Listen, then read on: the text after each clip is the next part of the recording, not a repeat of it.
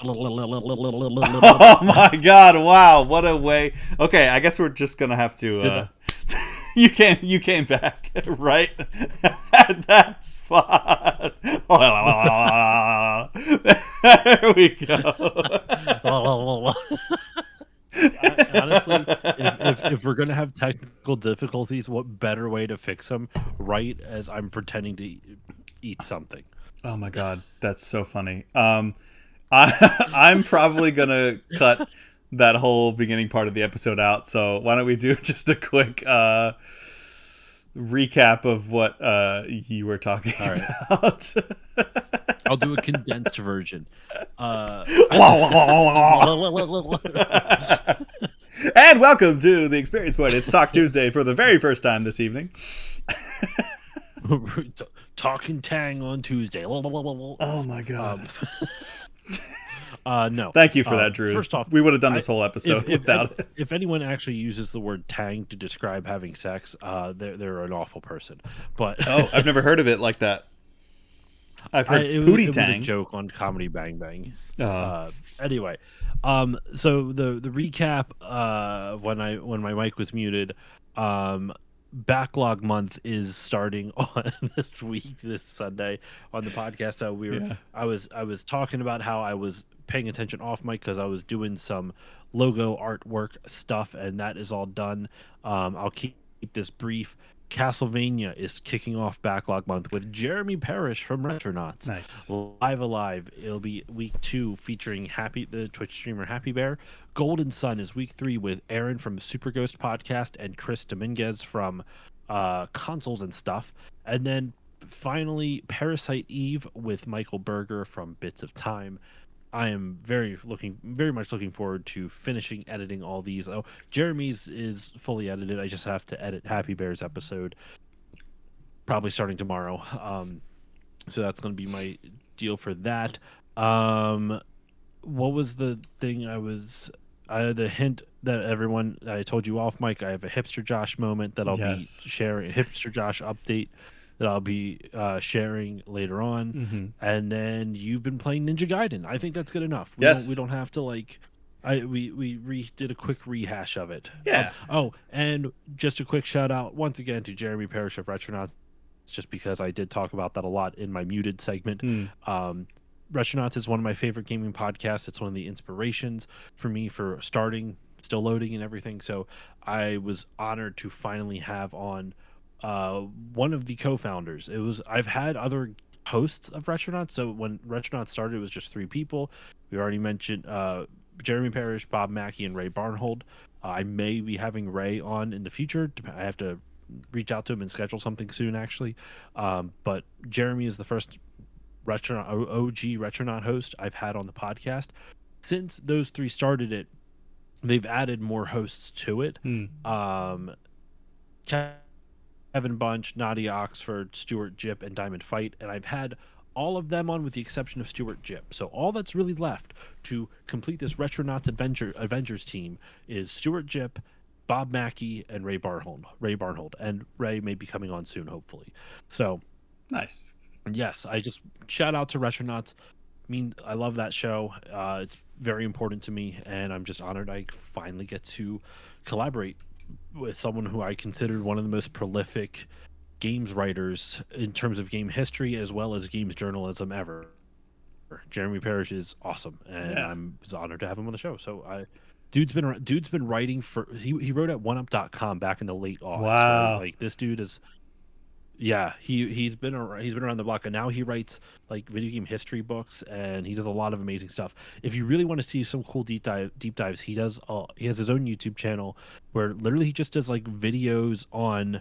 He's going through every console library chronologically. Holy crap! What? And he's he's up to 1989 so far, and he's doing it in the I think the oldest console he's doing was the Sega SG-1000, which came out in 1983 at the same time as the Famicom, or we know as the NES. Wait. Doing every game library as in talking about every single video game that's ever existed? Yeah, he knows he's not going to finish it, just more as like something to do. Like it's something to. He's doing as much as he can, pretty much. That's gonna take forever. We'll all be dead and gone before he even gets to the Super Nintendo.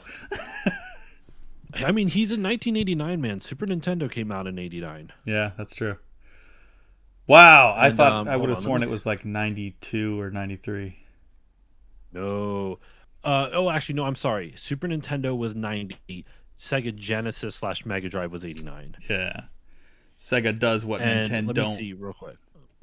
He does have a few videos of like, so his series are different things. He has Game Boy Works, he has NES Works, kind of like his. I don't know. It kind of just no pun intended, but those titles just work for me. Nice. His Sega stuff is Segaiden. Ah, Yep. He's done a whole bunch. The NES era, complete console chronology. He's working through all those so far on the NES stuff. He has 225 videos, and sometimes he will put multiple games together as well. He did a video on the. He's done one on the Master System. He has Segaiden, the Master System, Segaiden, like Genesis. There's only 3 in Genesis so far. He just started the TurboGrafx 16 series. So dude is prolific, man, and he also, besides doing all of this stuff, he also has like multiple books. He has a book about the Virtual Boy. He has a book about like all the NES and Super NES. He literally has a book that you can pre-order right now on the it's not a comprehensive look at every single game, but it's all about the PlayStation for its 30th anniversary, the PS1. Dude, the guy is just like, he does not know how to stop, and it's amazing. Like seriously, he puts so much content out, and I'm just flabbergasted by it. So if you're ever interested in checking stuff out of his, I highly recommend it because he does amazing work. Is the Virtual Boy book just all black pages with red text? No, but he did. I have to find where I put them. He does provide those red and blue 3D glasses, so you can have like, so when you look at, he has some pictures printed in that way, so you can look at it and it'll be like 3D. It's really clever. I never thought that'd be hilarious. I know, right? I never would have thought, and now it could be more relevant than ever. I never would have thought that they would re-release the Virtual Boy, but Nintendo, the mad lads that they are, decided that was a good idea. Did you see they're doing that? Yeah, I mean, I watched the direct it was on. I was so surprised by that. I was like, is this a joke? Is this, how are they going to do this? And then they showed the little peripheral, and I'm like, they're just doing it again? They're just re-releasing it? There's going to be a whole nother generation of kids to die of epilepsy and have migraines. Oh my god, it's so silly. I love it, but it's silly. Yeah. But yeah. So you though, before all this happened, and I was apparently muted. You have been playing Ninja Gaiden, the new Ninja Gaiden game. Gaiden. Yeah. Ninja Gaiden Ragebound, the new Ninja Gaiden game that is coming out, or that has come out a month before the new Ninja Gaiden game, because we're getting proper Ninja Gaiden 4 next month. Well, actually tomorrow, I could say this month. It's coming out October, I think, 10th. And I'm super stoked because Platinum is making it. It's like cyberpunky. I'm like, just check. I don't have any more boxes for you to check. Like, I'm in. I'm already in. Stop. Like, I can't buy it more. But to stave off my hunger, my fear and hunger, if you will, not actually fear, but I've been playing Ninja Gaiden Ragebound, which is, I was saying earlier, it's just an incredible spiritual successor. Like, this is what a sequel would have looked like if it had come out back in the day. Just prettier. Mm-hmm. It plays like a dream, and it's so much of the original. It's such a good love letter to the original NES games, and it even references some of the 3D era stuff in terms of story. And so it's clearly just clearly made with love. I guess I can't believe I'm about to say this, and I don't want to curse myself, but something I'm surprised about is actually how not too difficult it is. I actually really like the difficulty of this game because it's not too hard, which I don't think I've ever said about any Ninja Gaiden game. I think the original Ninja Gaiden trilogy had a level of unfairness compared. Like I was talking to. It's funny. I brought this up when I was talking to Jeremy Parrish on the Castlevania episode. The only reason I remember this because I just finished editing the episode a few days ago. But one of the things that like Castlevania does that the original Ninja Gaiden, I can't speak for 2 or 3, but at least the original Ninja Gaiden, Castlevania is very purposeful with its enemy placements and how enemies appear on screen and how they interact, and the platform placements are very purposeful. Ninja Gaiden, I would say the platform placements are pretty purposeful, sort of, for the most part. I would say most of them work fine, but there's a couple ones that I think are just like stupid, unfairly hard. Yeah. But the enemy placements feel random. They don't feel like there's a whole lot of rhyme or reason as to. There's like you can tell there are some that are, but a lot of it just feels like there. Because at some points in that game, in the original Ninja Gaiden game, there's like 5 or 6 different enemies flying on screen, and they are all like there's too many sprites, and the game starts flickering because it can't render that many sprites. So it literally has to flicker. The reason it flickers, by the way, is because it's sprite cycling, where it's like the NES can only at any given frame can only have like I want to say like 5 or 6 sprites on the screen at any time, including your character. So when you have more than that, what it does is that it'll like every other frame, the hitbox will probably stay the same, but every other frame it'll cycle in and out those sprites, if that makes sense. So like if you have 7 on the screen, half of them are appearing on one frame and the other half are appearing on the other, so it just flickers back and forth. And since it was happening at 60 frames per second, you would see the flicker, but it wouldn't really like it's not like they would disappear for a length of time or anything like that. Was it 60 back in the day? But or was it 30? Yeah, NES was 60. Wow. I thought NES was 60. Most, you know what? That's a good question, actually. How many FPS was the NES?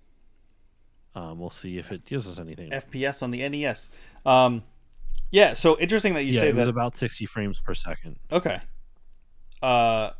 It's funny you say that about the enemy placement and the old ones seeming kind of. I would maybe say they are purposeful, and the purpose is to kill you unfairly and piss you off.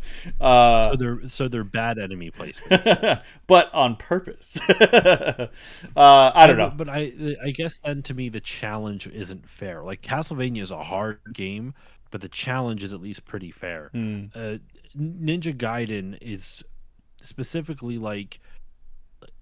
There's so many moments in that game. I can think of 2 moments specifically in the original Ninja Gaiden. One, when I think it's like in not the first level, because the first level you just literally are on the street and you run all the way across. You might see a second screen, but there's that boss with like the axe or whatever. Yeah. Or maybe it's like the spinny thing. I forget exactly.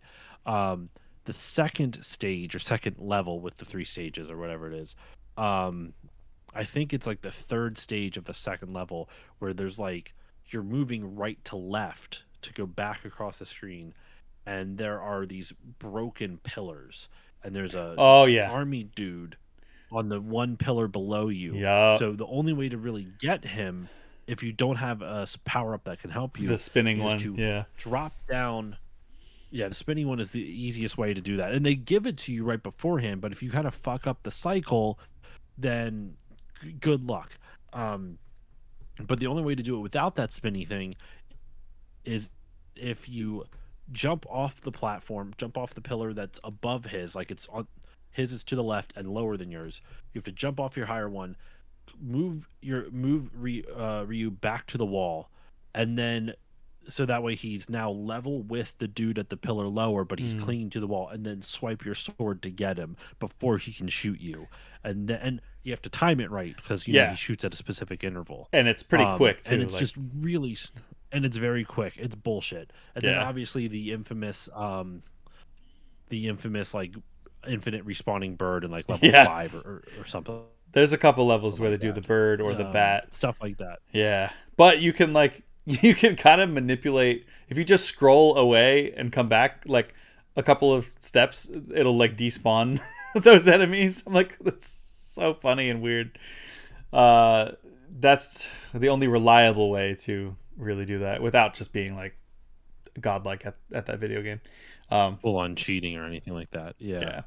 But yeah, so something specifically that I noticed about the enemy placement in Ragebound is that it is super intentional. It's almost like part of the, like, obviously, yeah, it's like part of the level design, but the enemies are almost puzzle-like in this one, and in that brings me to like my favorite new mechanic, which is there are most of the weak enemies in typical Ninja Gaiden fashion. One swipe of your sword will take them out, or one projectile will take them out. Then there's like really strong enemies that will show up that you can either treat as micro bosses and just like slash them a bunch of times, jump, just be good at the game, try not to get hit, or run past them because it's Ninja Gaiden and your mobility is excellent. But there's a mechanic where if you kill an enemy that's like glowing with this aura, like a smaller enemy glowing with this aura, then the aura will come around you, and then your next sword slash will be super strong.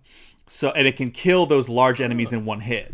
So you'll be coming up on a bunch of enemies, and you'll be like, little flying skull things, or like little regular ninja guys, and you're just like kill, dead, and then you'll see a glowing one, and then you're like running and jumping, and you'll kill the thing, and you're like, okay, I got power, so I know I'm gonna run into like a strong enemy now. And then it's almost like it's kind of like a rhythm game, like how intentionally it's like if you just hold forward and you just want to run and gun, like it's designed for you to play in a long line and in a string.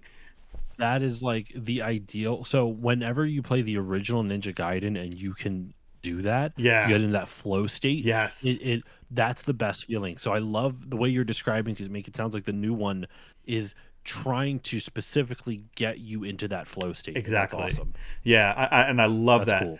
But what's you're also selling me on it. Yeah. I think you would love it. I genuinely, and I know it's Ninja Gaiden, so like it's difficult, but watch out for hipster Josh. Here he comes. No one, he might rear his nerdy head. Here he comes. Here comes hipster Josh. He's a nerd on feet. I think. You said Jimmy Doom's favorite word.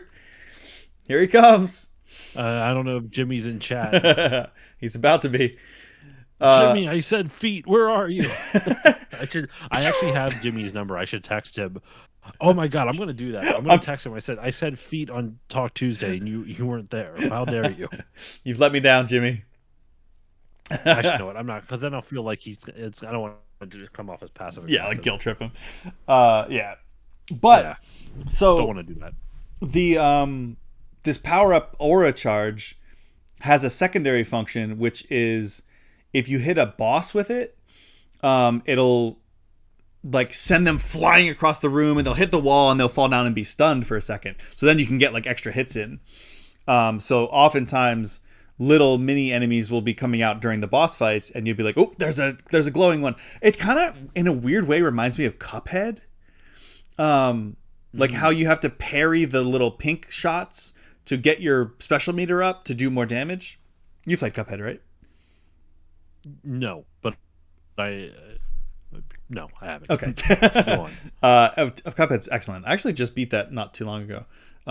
Wait, I got to put that on my list of things to experience that I experienced. I don't think I talked about that when I beat it. It's taken me like 5 years. You talked about playing it. Oh. You've talked about playing with Polisa, I believe, but I don't think you've mentioned beating it. Yeah, I showed it to her, and we had some fun, and then shit got real, and I got to the end of the game, and next time I played it, I beat it. So, yay. But you have this move that's like your double jump is like you kind of do like a flipping attack in the air, and it's like a parry. Mm-hmm. So you can hit enemies with it, and if you hit every in every level, every boss, if you see something that's glowing pink, you can parry it. And that every time you do that, it builds up your super meter really quickly. You build it up anyway, but it's like that's the fastest way to build up your super attack. And it's also extra like that. You have a very similar move in Ninja Gaiden where if you double jump, you'll do like a spinning sword slash, just like kind of like the spinning power up we were just talking about in the NES one. But you can just like bop off of enemies or even like objects if there's a tiny little platform that you can't jump on, but they kind of are leading up in a staircase and there's nothing above you, you can just kind of like bop, bop, bop, bop, like, do the little parry, on enemies on little bits of the environment. So it's really cool how the flow state, like you said, it's designed for that, and it feels so cool when you get into it. Now, what you can also do is if you don't have one of the glowing enemies around you to kill to get that aura, you can hold your attack button down and you'll get that aura whenever you want, but at the cost of a little bit of your health. So there's an interesting like a risk and reward mechanic of like, do I want to take a little bit of my health down to get my strong attack? And I just think it's super interesting. Every boss fight I've done has been challenging. Like this game, I would say, is challenging. I probably had to do. I don't think I had to do a boss fight more than like, I don't know, maybe like 10 times. And that was just one that was like, the most recent one I did was really hard. But I didn't feel like any of it was unfair, which I love. You're like, oh, damn it. Like I messed up there. I misread this, or like, oh, I pressed this when I should have done this. Like it always feels like, yep, that was on me. That was on me. It hardly ever feels like Ninja Gaiden bullshit. Yeah. That's the type of game I can deal with. Yeah. I like those types of games where it doesn't feel like it. It's funny not to. This is not the hipster Josh moment, but to bring it to something I am hipster Josh about. I think that if I like when games are like that, but I think if they punish you for failure too much when they're that difficult, it kind of defeats the purpose of trying it sometimes. So how does, like, if you die, how far does it take you back? The checkpoints are very generous. Okay. Yeah, more than I would expect, actually. I don't mind so much, like when it's older games, I'm okay with it. The reason I get so bent out of shape with like Dark Souls and stuff like that, and also Hollow Knight. Hollow Knight I had a similar issue with too. Okay. Like, I love how Hollow Knight looks; it's stunning. But they're the checkpoints. I remember like the bosses are relentlessly difficult in those games, and that's fine. But it always irked me that it's like, you have to spend so much time getting back to them.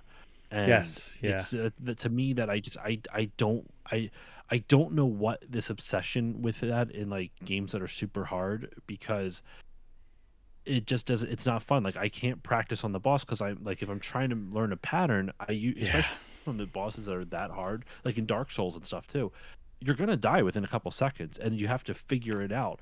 So if you're gonna make it that hard, that relentlessly difficult, where I die really easily because the patterns are hard to pick up until you understand it, then you gotta be graceful with your checkpoints, because otherwise, if I die within a few seconds, I don't have time to learn, and then I have to spend 5 minutes getting back to the boss just so I can maybe last a half second longer and learn the next bit of the pattern.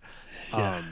And it's all about the grind, which it's not for me at all times. But when a boss isn't quite, but what I was going to say, if a boss isn't quite that hard, I don't think I'd have an issue with it. If I can survive like 30 seconds, and then I die, I'm cool. I'd like to think I'm cooler with that, because then it feels like, okay, I understand a little bit of this pattern. I understand a little bit of what I have to do.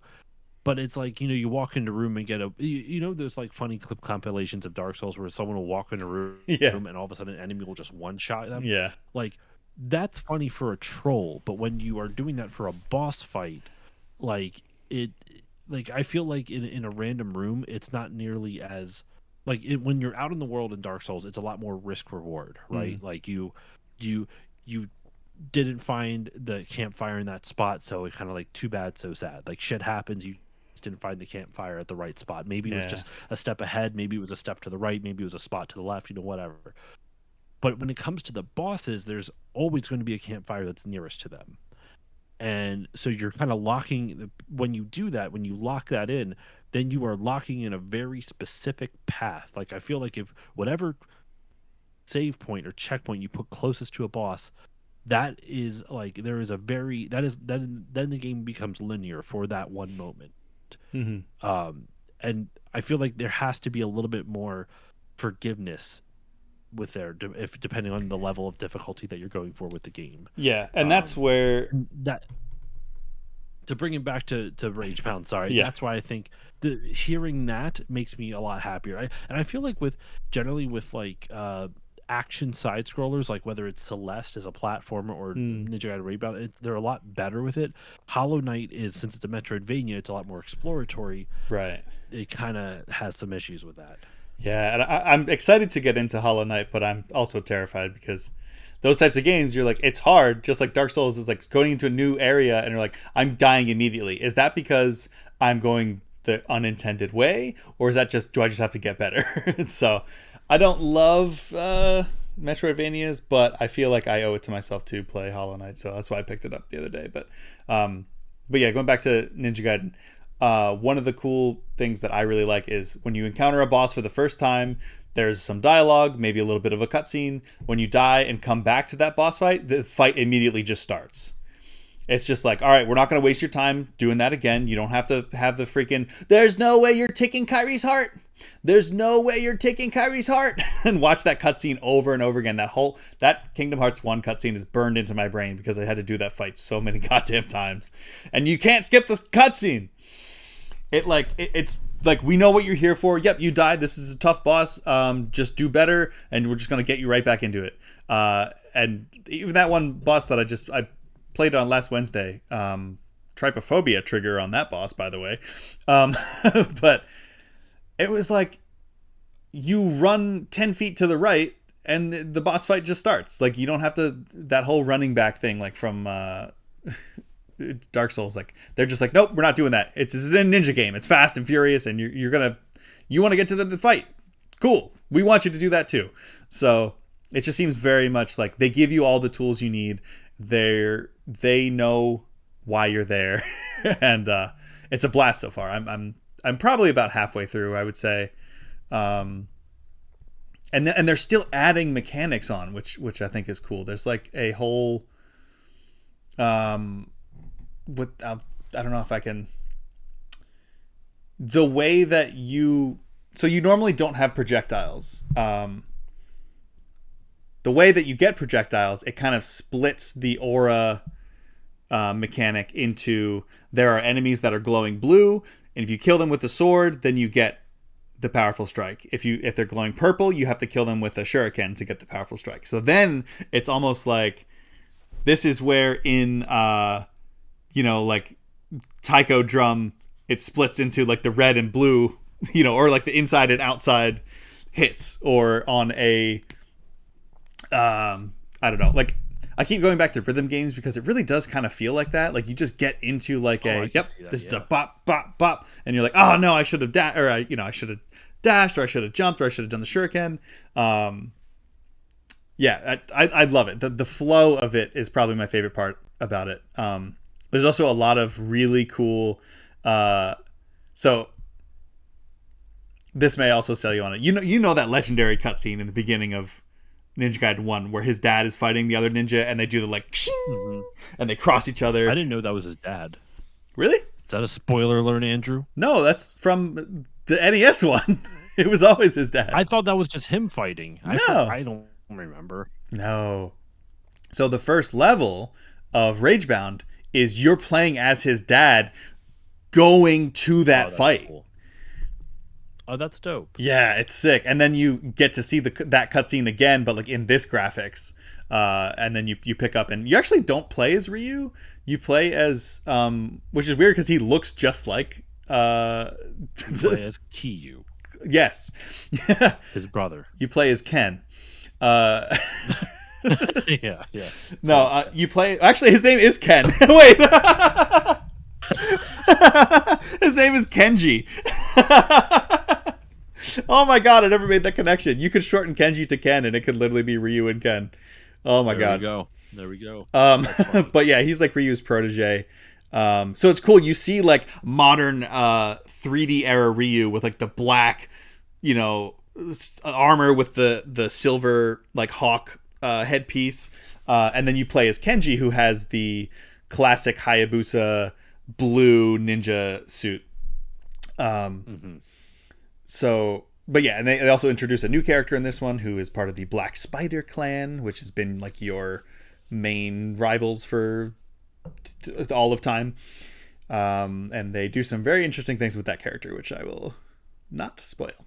But yeah, loving it so far. Good, because I do intend to play it at some point. Yeah, you should. And I hear it's really short. It's like 8 hours.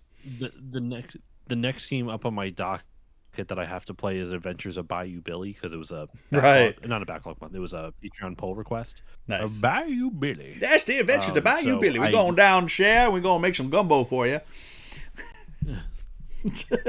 Bayou Billy is such a wild game too. Fun fact about that game, you know how like there's that narrative that like games in Japan were harder than they were in North America. Yeah. Like on the NES and stuff like that's not true. Like yes, there are some. Mega Man 2 primary example. You know, normal mode does not exist in Japan, and hard mode was their normal. Oh my god. The only it was their normal mode, right? Like it was the only way they could play it. Yeah. However, Japanese companies hated the rental market in North America. Hated it. Because in Japan, it was not legal to rent games like it was here in North America, which is weird. That is weird, right? It's really weird. So they hated that. So a lot of North American releases were made intentionally harder, because their logic was, well, if they can't beat it in a weekend, they'll rent it again. Just go out and buy it. Oh, okay. No, they'll go out and buy it because they're not going to want to rent it again. They're just going to go, which is stupid, because if the game is too hard and you're not enjoying yourself, you're not going to go out and buy the game. Right. That's just how it works. So it's whatever. So Bayou Billy actually is significantly harder in the North American version. Wow. The Japanese version. Also, fun fact: Castlevania in the Japanese version, though this is more of a limitations of the product, limitations of what came over. The original Castlevania was on the Famicom Disk System over in Japan, and it had a save feature. You could save your game and come back to it later. Wow. North America didn't. North America did not have the battery backup, so technically we got a harder version of Castlevania because of that. Like we could not save. And there's other games like that where like there's harder versions of games because they may have been like a Famicom Disk System version. I think Kid Icarus was Famicom Disk System as well. And Kid Icarus is a very hard game, and we had a password system with ours, but that's, password systems were a pain in the ass. So that's a little fun fact, Nice. So I wouldn't be surprised if actually, I'd be curious actually about Ninja Gaiden. The original Ninja Gaiden. I wonder what the differences are between the American localization and the Japanese release. Right, because it's hard enough as it is. Something else I have been experiencing and enjoying very much. Well, I have two Sonic things to talk about. Surprise, surprise. One is pretty quick. I beat half of Sonic Rush, the DS one, and I say half of it not as in I beat it halfway through. So that one was the character that that was the game that introduced Blaze the cat, the character, the purple cat girl. Okay. So you can play through it as Sonic, and you can also play through it as Tails, oh my god, Blaze. and it's all the same levels, but you do them in a different order, and the story is a little bit different. And it's supposed to be like, you play as Sonic, then you play as Blaze, and then you get like the true ending with Blaze. Unless you get all the Chaos Emeralds when you go through as Sonic, which is stupidly difficult. So that game was on the DS. So the special stages in Sonic Rush, God, you have to find these like rainbow rings, and like you jump up and you like grab onto this little handle, and you have this is the first game that introduced like a boost mechanic, which is really cool. Some of the levels are immaculately designed, and there's a couple of spots in each one that are just like total bullshit that discourage you from interacting with the mechanics of the game. And but so you hang onto this thing. If you have enough boost and you hit the boost, you'll like spin around it really fast, kind of like Sonic CD. You build up speed, and then when you go into like the past or whatever in Sonic CD, this time you just spin really fast and you go through a portal, and that gets you in. There's one in each level. There's 7 levels, 7 Chaos Emeralds. I couldn't get a single one because the special stages, it tells you like, okay, get the stylus out now. And I'm like, oh God, here we go. And so do you remember the special stages from Sonic 2 where you're like running down the half pipe kind of thing? Yeah, I love and hate them. Yes, me too. So you have to do... Because I love the idea, hate how hard it is to do. Yeah. Oh, this Sonic Rush's special stages make Sonic 2's look like... I don't even know. None of them were easy. Make him look really easy. Because you have to... you have to use the stylus to swipe left and right to make Sonic move like from side to side, which would be okay if not for the fact that you are having to have him thread the needles of the hazards. So you know those like spiky balls that are like the things that you don't want to hit in those Sonic 2 special stages? Yeah. Okay. There'll be like little spiky balls. I'm listening. Yeah, there's like little clusters of them, and it's like, oh, okay, just avoid those. Just stay towards the middle. In Sonic Rush, there's just like a single line of them where one of them will be removed and replaced with like 1 or 2 rings. So you have to like barely, and you can't jump. So you have to like just like quickly move the stylus like across the screen to get him to like zip in between the gaps of these things, and it's really difficult. And I got pretty close to getting the first of 7 Chaos Emeralds, and I was like, nah, I'm not doing this anymore.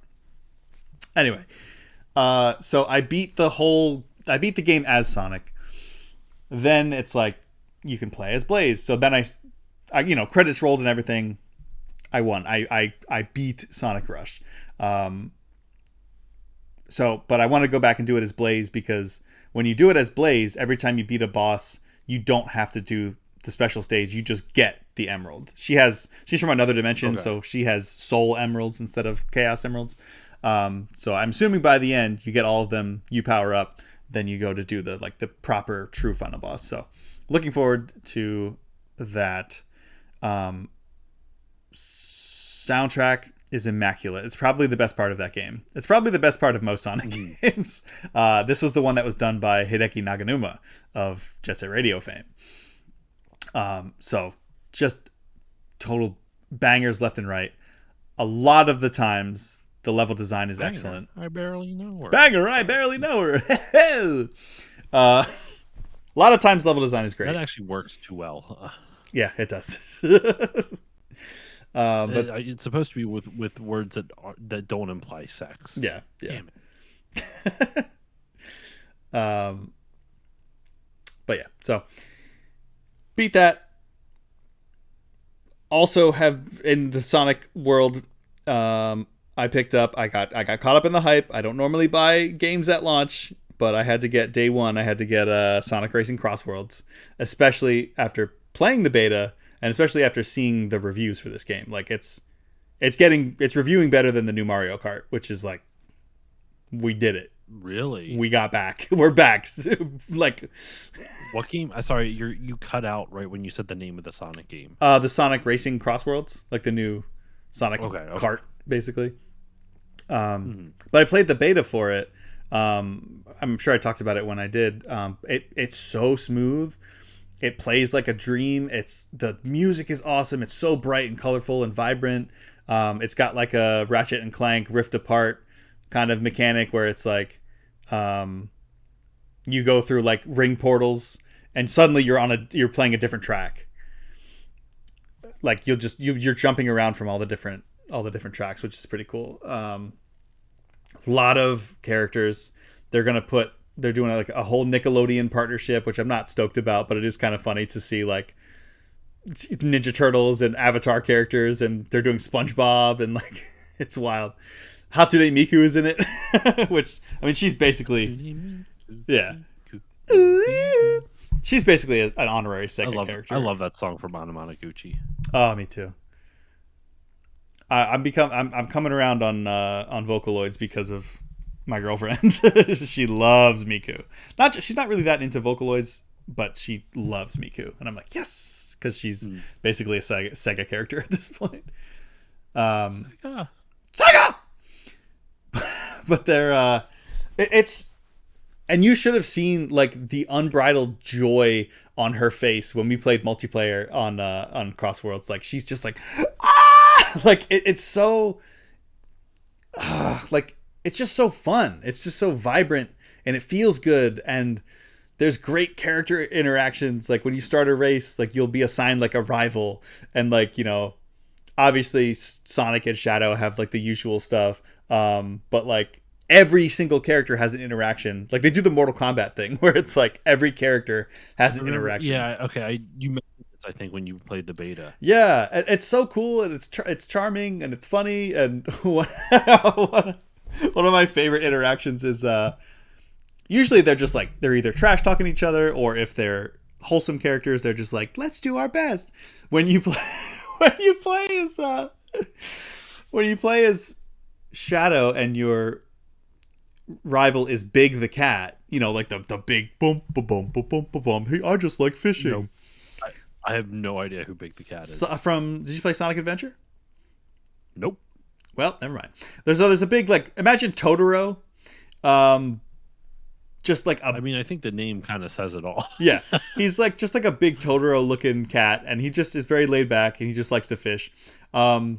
Maybe not the most brain cells of any character, but he's wholesome and fun. Nope, I'm not gonna do it. That's exactly how he talks. Uh-huh. So I love that. I my favorite. It sounds like Beaky Buzzard from Looney Tunes. No. Yeah. Kind of. Oh nope, I'm not gonna do it. Sorry, continue. Yeah, it's very similar to that. So he goes with their Shadow and Big's interaction is like, normally there's like a couple lines. Each character says a couple of lines, but for this interaction, Big goes, "Wow, you look really tense. Do you want to come to my island and go fishing? I'll let you borrow a rod." And then it cuts to Shadow and he just goes, "No." He just goes, "No. I'll let you borrow a rod. Would you like to come to my island and go fishing?" Uh-huh. No. It caught me off guard so bad. But like there's so many little musical references, like in the characters' theme songs when you win and stuff. Like a lot of deep cuts back to like the older games, specifically like the other racing games like Sonic Riders. And my favorite part about it, honestly, it shouldn't have been this little of a thing, but one of the things that made me want to buy it the most was that you don't have to drive a car. Everyone can ride the hoverboards, and it's almost unanimously accepted that the hoverboards are cooler.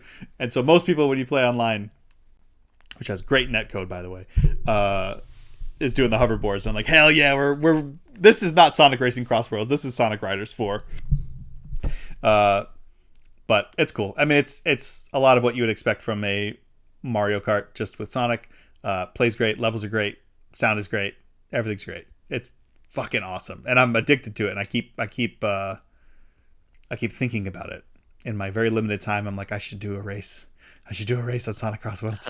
Let me just do one real quick. Just gotta get my fix. Quick fix. Yeah. But yeah, I mean, highly recommend it so far. I'm dying to go through and start unlocking more stuff, and can't wait for more characters to come out. I'm really hoping for Team Hooligan. You know Team Hooligan, right, Josh? Those are your guys. What? No, I'm just kidding. If you don't know Big the Cat, you're definitely not going to know them. They're kind of deep cut. I know so little Sonic lore. I think the only thing that I want to play Sonic Adventure at some point. Maybe that'll be my next Patreon poll. Ooh. I was thinking about this. So the only Sonic games I have played, and I mean I've played a bunch, but I don't think I've technically beaten a Sonic game. I beat the original one with save states, so I'm like, I don't actually consider beating it though, not because of the save states. I don't have an issue with people using save states on retro games to help them get through it. I save scummed a little bit, and I don't. That's a little bit too. That to me, that's a bridge too far. So you mean in a boss fight, if you got hit, you just went back a little bit, still in that fight? I only save scummed in the final area of the first Sonic game, the final level and the final Robotnik fight, because it is that's a tough one. That final level, that's a tough one. The where the water is rising and you have to jump up the spike things. I hate that level. Mm-hmm. Yeah, I can do that boss fight pretty okay. But that level leading up to it is bullshit. So I don't blame you. Yeah. So that's the only one I've beaten. But so I still need to beat Sonic. I've gotten far in Sonic 2. I got to some of the final levels, but never beat it. I have barely touched Sonic 3. Oh, I love that one. So I'm debating if I should. I was going to do it in order, but it might be more fun to do a Patreon poll of which Sonic game I should play next. Nice. Sonic 2, Sonic Adventure. I got to think of two more. Sonic Frontiers, because I own that one. Okay. Sonic Frontiers. And then just to be weird, Sonic the Hedgehog 1 on the Game Gear. Oh god. No. No. Play Sonic the Fighters. There's so many better ones. What the fuck is Sonic the Fighters? That was an arcade fighting game and it was rad. This is the only beef I have with Sonic games that I'm aware of right now, because like I said, I haven't played enough of them. I detest that they brought Sonic into the real world. Fucking when they in Sonic Adventure 1 where you escape the city or whatever, and it's a cool level. That's 2, but yeah. 2, sorry. Okay. See how much I know, right? Yeah. in Escape the City where he's going through. I mean, hell, even in the first Sonic Adventure game, when you're in a fucking city, walking around the city, just with doing people. Shit. I'm like, that's weird. With humans, with people. I hate that too. I think that's stupid. I liked it so much more the way the Saddam. It doesn't have to be as dark as the Saddam cartoon. Yeah, it could just be the crazy kind of slapsticky stuff that they had in the other Sonic cartoon that I forget. Yeah, Adventures of Sonic. Adventures of Sonic the Hedgehog. Yeah. Like that. It can be silly like that, but I don't like they brought him into the real world. Same. And then they had the audacity to add a shitload of weird characters. And here's the thing though. From my understanding, Sonic fan base, you have the OGs, which is Sonic 1 up until right before Adventure, right? Yeah. And then Adventure onward is its own brand of fan because they grew up with the 3D Sonics and all the crazy stuff that and they're very distinct eras. Mm-hmm. And Sonic is such an interesting series and franchise because those games are so all over the place. Yeah. There are some but what's weird to me is that at best for a long time, I know there's been some good ones recently, but at best they've been B level, in terms of a grade. If you're giving it a letter grade, it's a B was the best a Sonic game had been for a long time. Yeah. The good Sonic games were Bs. And then a lot of them were C's and D's and a couple F's, right? Yes. And then Sonic Mania, I would say, was an A. That game is incredible. I've heard Sonic. I also have heard Sonic Generations is pretty fun. That might be like a B plus. I haven't played it though. It's just kind of based off perceptions it's my perception based off what I hear about people talking about it. Yeah. And then Sonic Frontiers, I guess would be another solid like B plus or a B or something like that. Maybe an A. Yeah. I don't know. Not to spoil the review out on that one. Yeah, not to spoil the review graphic that I'm about to put out soon on social media, but I think I gave it like a 7. Like, it's fine. There's a lot. That game has like really high highs and really low lows. Like, but the lows aren't like this is bad. It's just like it's kind of the low points are that it's dull and kind of lifeless. Like, the world is not that interesting. If it was a much smaller world that was more intentionally planned out, I think I would have liked it a lot more. And then so it's kind of like a slog going through the main story, but then you'll hit like a boss fight and it's like the coolest shit you've ever seen in your life. And then the music kicks in and you're like, "Oh my god, yeah, here we are. Hell yeah." I also have Sonic Forces. Oof. Just don't. Just do not. I know what mine comes with. Joy-Con stickers. Wow, baby. Everyone wants those. Sonic Forces. Joy-Con stickers. The coolest. The coolest thing about Sonic Forces is finally getting to create your own Sonic OC Do Not Steal DeviantArt character, even though they all look ugly as sin, no matter what you pick and how you customize it. And the music is really good. The game itself is not bad. It's not a poorly made game.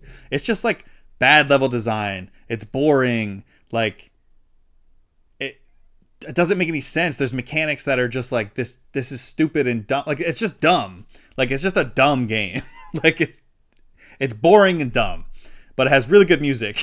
And like, it's just boring and dumb. There's a song called Infinite from the character Infinite from that game, which is like a boss character. That should be on everyone's like emo to metal. If you're into like emo/metal music at all, listen to Infinite from Sonic Forces. Like, it's better than it has any right to be. It may be the best thing to come out of that game was that song. Mm-hmm. Anyway, not to go on and on about Sonic. Sonic Racing Crossworlds is fucking awesome.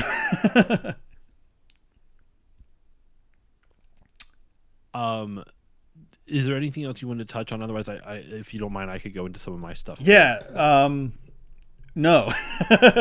I forgot. I'm looking up and trying to think because my phone died, so I can't look at my notes.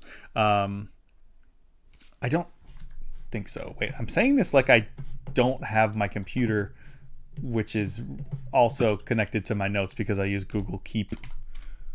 I think that was everything, but let me double check. Yeah, that's pretty much it. Crossworlds is great. Beat Sonic Rush. Ninja Gaiden is awesome. I'm continuing to play Devil May Cry 5 and loving that. However, I just did a really annoying level where they make you as one of the new characters, V, who is like a summoner, which is pretty cool. He just runs around and like when you press the melee attack button, you summon one like creature with like this panther thing with blades, and then when you press the projectile button, you have a bird, that thing that like shoots magic and stuff. And that's cool until they make you go through like a sewer level where you're in tight quarters the entire time as a ranged character. And I was like, this is bullshit. But it's stylish as all hell, as it should be, and it feels great to play. I'm just sad it took me this long. I really wanted to make a joke where you're like, well, I played one really annoying level, and I was going to say, oh, you mean the game? All of them? Well, all of them? Talk about something else. Sorry, no, I'm not laughing at my joke. I'm laughing at your impression of me. All of them? That, for some reason, that really got me.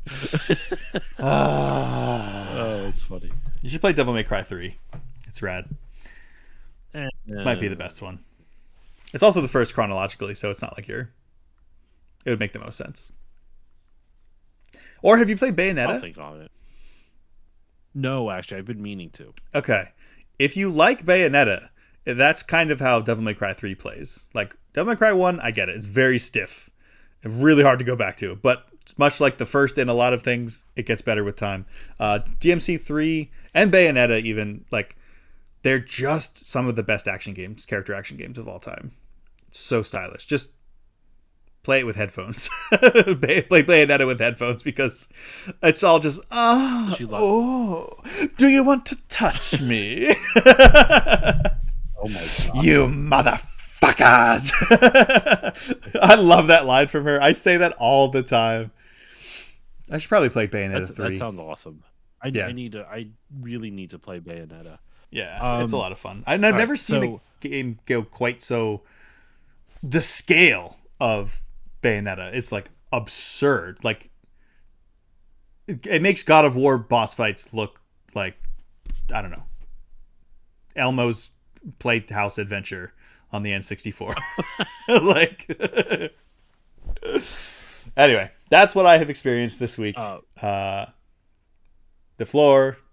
proverbial floor is yours. Okay, so oh man, I actually had a couple things. I lost my train of thought now. I should really write down notes like what you do. That would probably be good. Yeah. So one of the things I want, actually, this is going to be something more of, because it could lead into a broader conversation, and I don't think it's a heavy it would be a heavy conversation. So I don't know if this is the time for it, but I want to touch on this just because I was listening to this today and it really kind of it like was interesting to me. So I was listening to a podcast called Scott Hasn't Seen.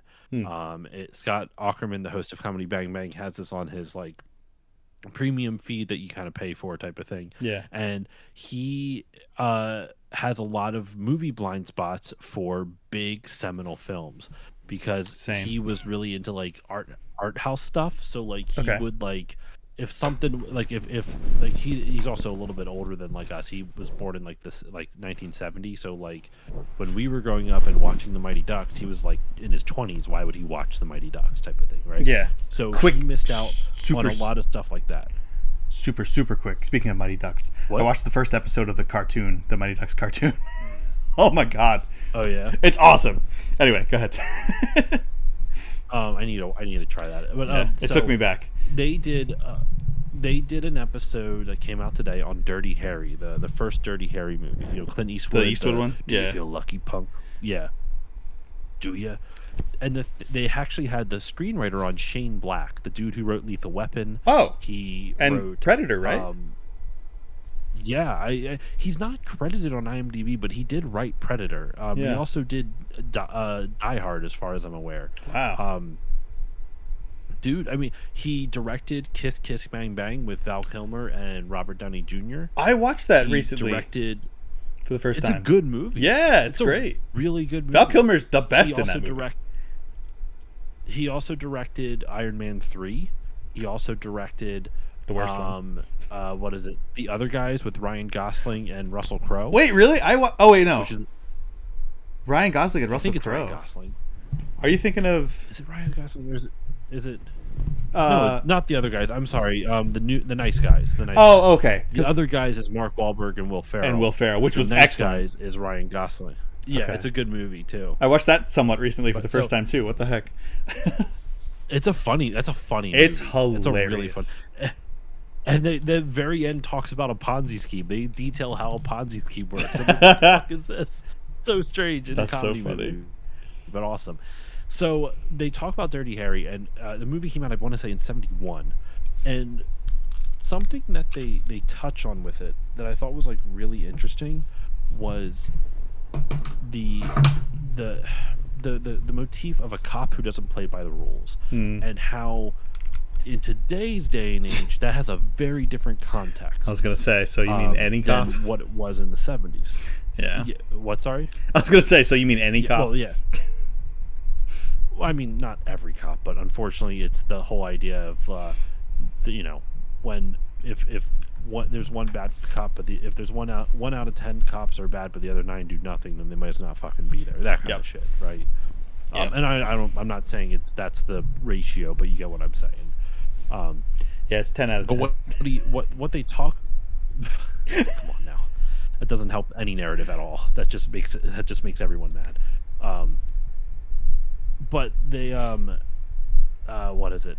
One of the things they talk about is like that I find interesting was that like when you look at Will Ferrell, sorry, Still on the other guys. Will Ferrell as Dirty Harry. Oh my god! It's Will Ferrell playing Harry Carey as Dirty Harry. Are you feeling lucky, punk? Are you? That'd be amazing. But he talks, but they talk about a lot, or they talk about in the episode about how like in this movie something that like he feels like that is lost now because, to your point, Andrew, as well, cops aren't like this. Cops aren't like this now. Like back then, like the whole premise of the movie is like when you are confronted with something so evil, because in that movie he's dealing with a serial killer, and it's like he can get away with stuff because he knows how the system works, and so the only way to catch him is to literally break the rules. That's how they set it up. Like what do you, as people who if you're a police officer and you're supposed to protect and serve, I know that's a very hard thing to understand, like to that I'm not trying to make any comments on that in today's world, but like if that's what the intention is supposed to be, what do you do for that? And so in the movie, apparently, like Clint Eastwood as Dirty Harry, like he comes across all types of various like minor crime. Because back then also, remember, as stupid as it is, being gay was illegal, and so he actually comes across somebody in the park and he just lets him go. He's like, I'm not, like, you're not hurting anyone. He cares about his city. He's here to he has a very distinct line of where he's willing to break the rules and where he's not. And they talk about in the episode how it feels like now cops are willing to break the rules for everything, as opposed to in the way it's portrayed in the movies, and how it's like they only break the rules when it's absolutely necessary, type of thing. And it was a really interesting discussion just talking about that, because it almost, like, the way they made it sound is like it feels like this is what the police are missing now, like that, like this type of I'm not doing this conversation justice. There also was not it's a heavy topic and I'm not equipped to discuss it, just to be straight up honest. But I found the conversation really interesting, and it was just, I just wanted to shout it out because it was probably one of the most like interesting looks where they're like looking at the cop who doesn't play by the rules, but they kind of talk about like why that is, as opposed to just glorifying it. Like, it's not, the movie doesn't glorify the cop not playing by the rules. It's a necessity based off the circumstances that they're presented with in the movie. Yeah, I'm interested. I thought that was interesting. I'm interested in watching that just because Sorry, go ahead. I was just gonna say I've never seen it, so I'd be interested to see like a classic Clint Eastwood movie, because I don't think I've seen any of them. One of the things that they reference in the podcast episode, and I agree with because I've noticed it as well, Clint Eastwood is a staunch conservative, right? Yeah. A little problematic, but his movies are weirdly liberal, and it almost feels like he's having a conversation with himself, and it's not a comment on like, is the movie good or bad, or is it saying the right message, but it's at least interesting to me where it's like he feels this way, but he's making movies to explore why he feels that way and like kind of challenge himself. Like the movie Gran Torino is about a racist grandpa coming to grips with like immigrants aren't bad, and he ends up dying at the end. Spoiler alert. Well, and I know Gran Torino has problematic moments in it. I haven't seen it in a while. I don't know exactly how problematic anymore, but I just remember seeing that and being like, him, like it was like him coming to grips with, like, not coming to grips, but him like having a conversation with himself about that side of himself. Yeah. And that's what a lot of his movies apparently do, which is just, to me, like when they were talking about it on the episode, it was like really interesting. Oh. Yeah, we talked about with kind of separating, yourself and your present day experience of watching something. I have a hard time watching anything where the cops are the heroes, unless it's a comedy like the other guys where it's supposed to be like they are, goofy idiots. Yeah. I mean, it's... Yeah. There's too much history. There's too much going on right now. I cannot separate it from myself. My opinions are on my sleeves. So... Oh no, and that's valid. And they touch on that in the episode too, where it's like it almost feels like the way they don't say this explicitly, but the way it kind of feels in the episode, to their point, is like like people growing up watch movies like Dirty Harry and Lethal Weapon and stuff like that and took the wrong lessons from it. They took it as like, well, I have to break, if I'm going to be a good cop, I have to break the rules because the bureaucracy is getting in my way. And in the movies, that's not the problem. The bureaucracy is confronted with something that it can't handle. So it had not, at least in its current iteration type of thing. Because there's literally Dirty Harry. It's just I'm very curious about, like, they really enjoyed the movie. Like both the hosts and Shane Black is the one who chose it for it, and it's also worth noting. I feel weird noting this, but I think it is important. One of the hosts is a black man, so like it was a progressive too. So like, I'm not trying to say like, oh, this is like has moral messages. It's more just one of those things where it was interesting. So I was happy that he was on it, because that at least gave a perspective of not a white dude watching a movie about police. You know what I mean? Yeah. So yeah, and that's very important, obviously. So I'm curious. It was a really good podcast episode, and I can't comment much more on it because I haven't seen the movie, but I really found it interesting. It was an interesting conversation. One of the things not related to police, but Shane Black, the writer, the screenwriter, brings up, and I thought this was a really cool idea of like the types of stories he likes are where there's if the dude Joseph Campbell, who talks about the hero's journey. The hero, that the hero's journey. One of the other things that I think it was Joseph Campbell, he mentioned it in the episode, talks about, it was like when if a family is driving together in a car, like a mama, dad, and like a kid, and they're driving down like a mountainside, and they look off to the side and they see some dude like dangling on a cliff, and the dad stops everything and just like stops the car, pulls over, and just sprints to help the guy to pull him up, and like pulls him up, and he almost dies himself. So he almost dies himself, but he's able to save the guy. And so he then goes, what possesses someone who, like, in that moment, who sees someone in trouble and is willing to almost supernaturally, like super heroically, drop everything and go to, like, they feel compelled to do that. There's no reason, there's no like glory in it for them per se. It's just them and their family. But like, what? And he talks about how like sometimes he finds it interesting with stories where there is a person who is compelled to do this crazy thing, this crazy act, whether it's heroic, whether it's crazy, whether it's like evil, whether it's whatever, but they feel compelled to do it. And it's almost like kind of, and he talk, or like the story, or like stories you hear of like someone like ripping a car door off to save somebody all of a sudden. Like they it's just, they get that sudden urge, like almost like something possesses them, and they don't act like themselves in a weird sense, but they're compelled to do it. They have to do it. It's in their nature to do it. You just do it without thinking. It's wild.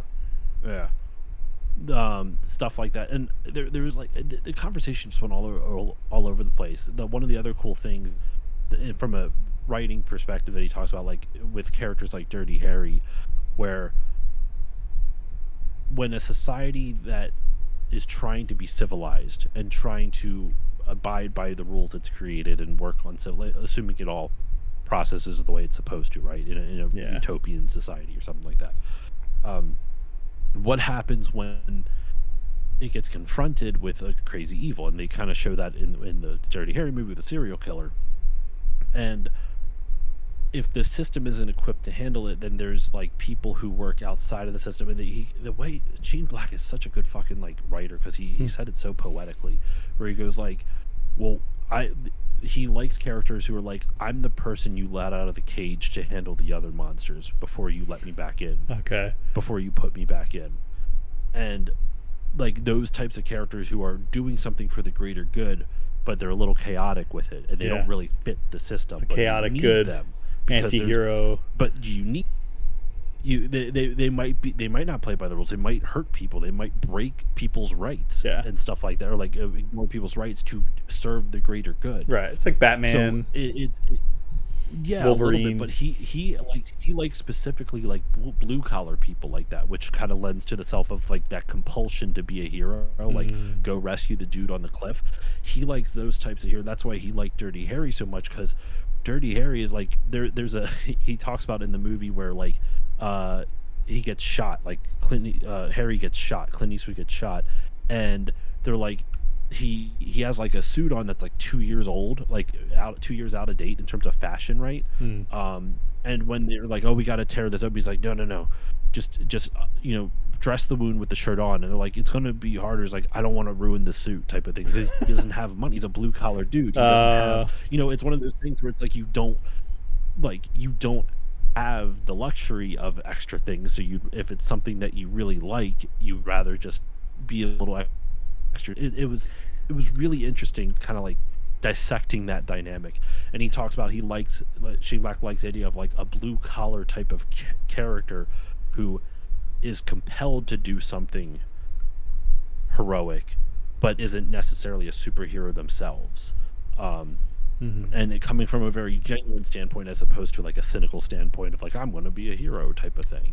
And just the whole conversation was fascinating. I need to go back and re-listen to it and like take points, but I was listening to it at work today, so I couldn't really like write down notes. But really, really cool conversation. It made me want to watch Dirty Harry. And Scott, the guy who Scott hasn't seen, the titular host, he loved it, and he said once they finished it, he watched the other 4 Dirty Harrys afterwards. There's 4? None of them were. There's 5 total, and he watched the other 4. Remember, so he watched the first one, liked it, and watched the other 4 right after. And none of the rest are as good as that first one. Kind of reminds me a little bit of like Rambo. You ever see the first Rambo movie? I've actually never seen any of them all the way through. Anyway, you should watch the first Rambo movie, because let me tell you, it's an ACAB movie. Basically, it is the premise of the first movie. He plays a Vietnam vet who is just kind of wandering around, and a cop comes up and doesn't like that he's just minding his own business, walking down the street, because he looks like a homeless dude, and then brings him in and starts harassing him, like sprays him down with a hose and all this other stuff, and it causes him to go on a PTSD trip that causes chaos to break out. And I will leave it at that. Jeez, I didn't know that was the setup for those movies. Holy crap. That's the first one. Or that movie. Everyone after that is a popcorn, like, not serious action flick. Yeah. It's kind of heartbreaking that they have this really serious premise for the first movie, and Sylvester Stallone does a phenomenal job in it. And then the second, especially the third, fourth, and fifth one of Rambo are all just kind of like, there's not really a message. There's not really like any. I gotta kill everybody. Yeah, pretty much. I mean, the second one, it's about like they find out that there are still Vietnam POWs, so he has to go back into the jungle to rescue them. Oh wow. Third one is dealing with Russia and Afghanistan back, because it was in the 80s, right? Yeah. It was back right around then. Fourth one came out in like the mid-aughts, so like the Rambo 3 was like either early 90s or late 80s, I believe. And then there wasn't another one until like 2008, so like over 15 to 20 years later. That's wild. And that one is just violence for the sake of violence. And it fucking rules. I remember and it fucking rules. I remember the hilariously bad video game that came out for that one.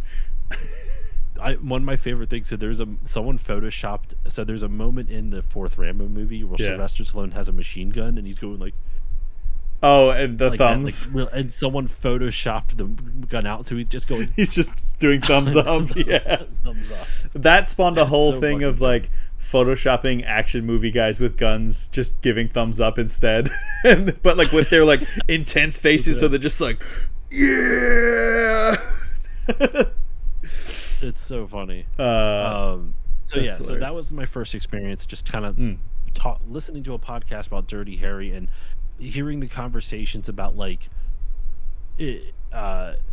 what is it, something that like listening to the conversations about how, in a weird sense, so much of what was learned back in the 50s through 70s have been lost in the last like 5 years. Yeah. And because he talks about this too, where like for example, like there was movies, and like even in John Wayne and Clint Eastwood movies, talking about the atrocities that committed towards like indigenous people, right? And it was like shown in movies. Like there's I remember specifically there's a scene in like I think John Wayne's The Searchers where someone says like we were attacked by Indians. They said Indians in the movie because it was of its time. But then he goes, well, can you blame them? We've kicked them out of their land 4 different times. Wow. Like stuff like that. Like yeah, there's lines like that. Even addressing it even if you, back then. And even if you look back at like shows and movies that were like racist, like the Lone Ranger, Lone Ranger Squanto was his sidekick, right? But if you think about it, you're putting a indigenous person as a prominent character in a pop culture thing. It wasn't a good representation of it, but it was like this steady level of progress where now if they had something like that, people would be like, oh, that's woke. So it's he talks about like isn't that wild? One of the things he talked, and that was in the fucking 50s, right? Like it's not like it was like this enlightened time. It was such a fascinating conversation about like the depictions of cops, both present and back then, the way that like as far as we've come, it seems like we've only gone backwards in some instances. Like we've forgotten our history, or we've forgotten the context of our history, even in media. It was really interesting conversation, and Shane Black just seems like a really chill dude. Yeah. He has a movie, side note, not that I'm getting paid for this. He has a new movie coming out tomorrow on an Amazon Prime, and it's apparently like an insane action comedy. Nice. And I'm very interested in it. I have a bone to pick with that podcast. As soon as you said it, I was like, oh, my phone's dead. Would you mind banning that bot? Yeah. This guy's name is Scott, and he has a podcast named Scott Hasn't Seen. When they could have... It's been going on for longer than Talk Tuesday, just so you know. No, I know. I'm just saying... Sorry. They could have called it Scotty Doesn't Know. Or Scotty Hasn't Seen. Or Scotty Doesn't Watch. Or, like... They could have referenced a movie, but the problem is he probably hasn't seen the movie that's from. That's you're not wrong. Real quick, the movie is called Play Dirty. It's coming out tomorrow on Amazon Prime. It stars Mark Wahlberg and Lakeith Stanfield. Ooh.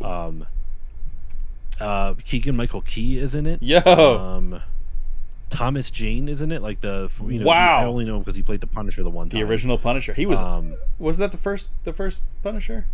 He might have been the first one. I don't remember. Yeah. He was good in that. Is there anyone else that I know that I like that I would? I'm sure there's Tony Shalhoub is in it. Oh my god! I don't know. Shalhoub. Did you ever watch? I'm very excited for this because it from what I've heard, it is like some of the craziest set pieces. Nice. So I'm really excited to see what it's all about. So yeah, Play Dirty comes out on Amazon Prime tomorrow. Kind of curious about it. Probably won't have time to watch it because I'm recording a guest spot tomorrow. But yeah, it should be cool.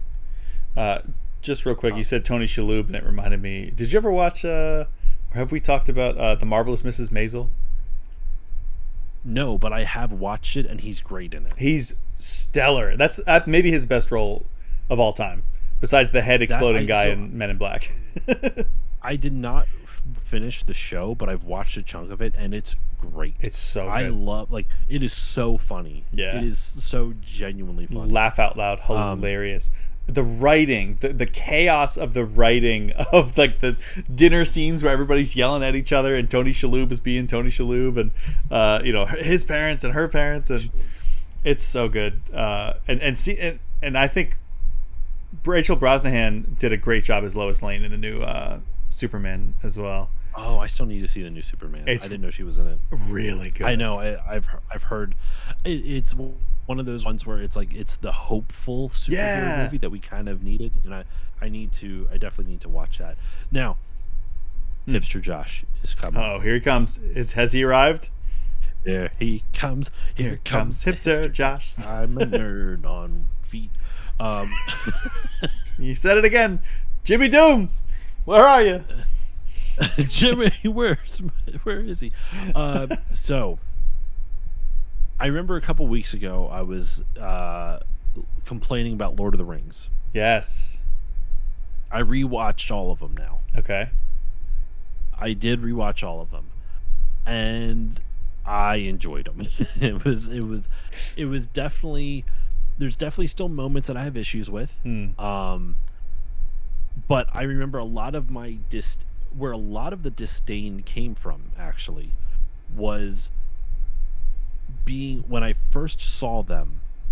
I was probably, when I last watched them, I should say, I was probably like in my teens, like 15, 16, maybe like 19 or 20, right? That's but like last time I sat down and actually watched them. So it's been at least a decade and a half, right? Over 15 years since I at least last watched them. And I'm realizing a lot of the reason they didn't resonate with me the first time is because I could not track the story as a teen. And as an adult, I understand why I didn't, but I how can I put this? So like, I think the first movie, I love Fellowship of the Ring. That was one of my favorites. Now I actually think Two Towers might be my favorite. Okay. But I'm not quite sure just yet. And it was because the end of, like, I didn't understand what they were doing at the beginning of Two Towers when I first saw it. I did not understand the, like, I understand now they were chasing after Merry and Pippin. Yes. Because they were captured by the Uruk-hai. Wait, quick follow-up question. When you saw them as teenagers, was it when they came out in theaters? I believe I saw all three when they came out in theaters. Okay. But then I watched them on DVD afterwards. Oh, okay. I was gonna say, like, I would fully understand if you had a hard time, like, putting it together after seeing it in theaters. Like an 11, 12-year-old. Because they came out, well, just because they came out, like, they were shot all at the same time as one huge movie, but then they came out like a year apart. So you just jump right into Two Towers after a year of not seeing anything, and you're like, what are these? I forget everything. You know, it's been so long. I think that was definitely part of it. I liked him when I first saw him, and I think it was just because the spectacle was so cool. Yeah. Like, it genuinely was, like, visually impressive, and still is for the most part. The CG hasn't aged 100% well, but it's, like, not bad. It doesn't take you out of the movie by any stretch. Yeah, there's some rough spots. The 4K rescan is excellent, though. They've actually went back and, I think we talked about this before, they went back and, like, touched some things up and fixed some of the effects and did some grading. So I liked, so now that I understood, like, why they were doing what they were doing, I understood a lot more of the whys. I understand a lot more why Gollum is a much more interesting character than when I first watched it, because I was so annoyed by him by the end of the... Now, he still annoys me, and I don't like the voice, but I don't think I don't consider that a knock against the movie, because, like, that performance by Andy Serkis is iconic. Yeah. People, like, doing the Gollum voice was a thing for a long time. So he doesn't like our voices. He doesn't like us. Like, I can't fault the performance. It doesn't detract enough. I'm just not personally. It grates a little bit after a while, at least on a personal level. But I don't think that's actually a flaw. Right. I think it's kind of the point. Yeah. But like, understand, I finally understand the purpose of the character of Gollum. He's not just there to be a guide. He is. Frodo looks at him and sees his future. Yeah. And so every time Sam is a dick to Gollum, he's like, "Why the fuck are you being a dick?" because even though Frodo's not saying it to Sam, like this is me. Like what you're saying to him, this could be me if we don't do this. Like, so are you gonna say this to me if I start acting like this too? Like. But I think Sam is trying to prevent Frodo from becoming that by being a dick to Gollum when he realizes that he's tricking Frodo. I mean, yeah, but he doesn't. But Sam's a dick to him before he realizes that Gollum is not intending to trick Frodo until they get captured by Faramir in Gondor, and Frodo tries to, they see Gollum in like a pool, and Faramir threatens to kill him. So Frodo's like, no, he's our guide, and he goes down to get him, and then Gollum gets captured by Faramir and the Gondorians, whatever you call them, and he gets a bag put over his head, and he feels betrayed. He let his guard down enough that he sent Gollum away. Yeah, his alternate personality. He felt safe now. Gollum was his alternate personality is because the ring made him crazy to the point where it was his paranoia. That was the paranoia the ring gave him personified. Frodo healed him from that temporarily, not a permanent thing. It probably could have been permanent if this didn't happen. And so, yeah, Gollum may never go back to being Smeagol, or Smeagol may never go back to his old self, but he's no longer has that duality, that evil side of him, until he gets betrayed, or he feels like he's betrayed. Frodo didn't mean to; it's a misunderstanding. Because he banishes the other side. He's like, throw away and never come back. And I think that's the last time you see him until that scene. That's really interesting. I never thought about that. Oh. And and it makes me more sympathetic to Gollum as a character. So I really enjoyed that aspect of it. This is going to make you laugh. So I knew Andy Serkis played Gollum. Yeah.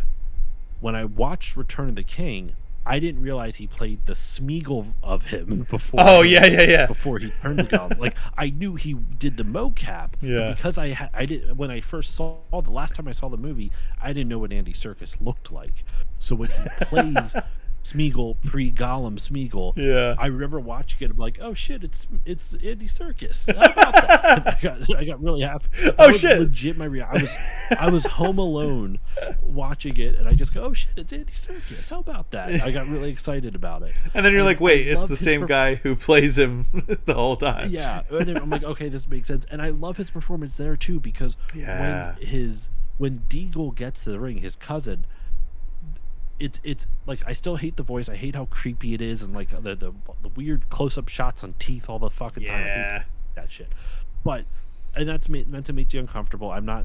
Hipster Josh is not out for that. It grosses me out. Yeah. But when Deagle is playing it, and Smeagol is kind of giving him like that. I'm just playing around. He like swats at him. He's like, I'm just joking, and swats at him. And then it starts getting more aggressive, the swats, and then they get into the fight. I love that. It felt so natural. Where it's just like, I'm just kidding. I don't want it. I just want to touch it. It's okay. And then no. I loved that performance. Yeah. So really like that.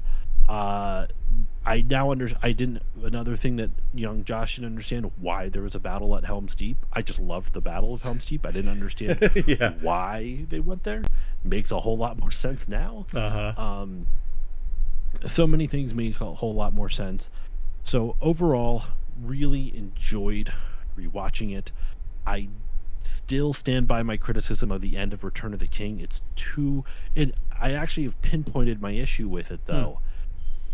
It's the editing, not the performances, not the writing, and not the specific plot points they chose to show as the endings.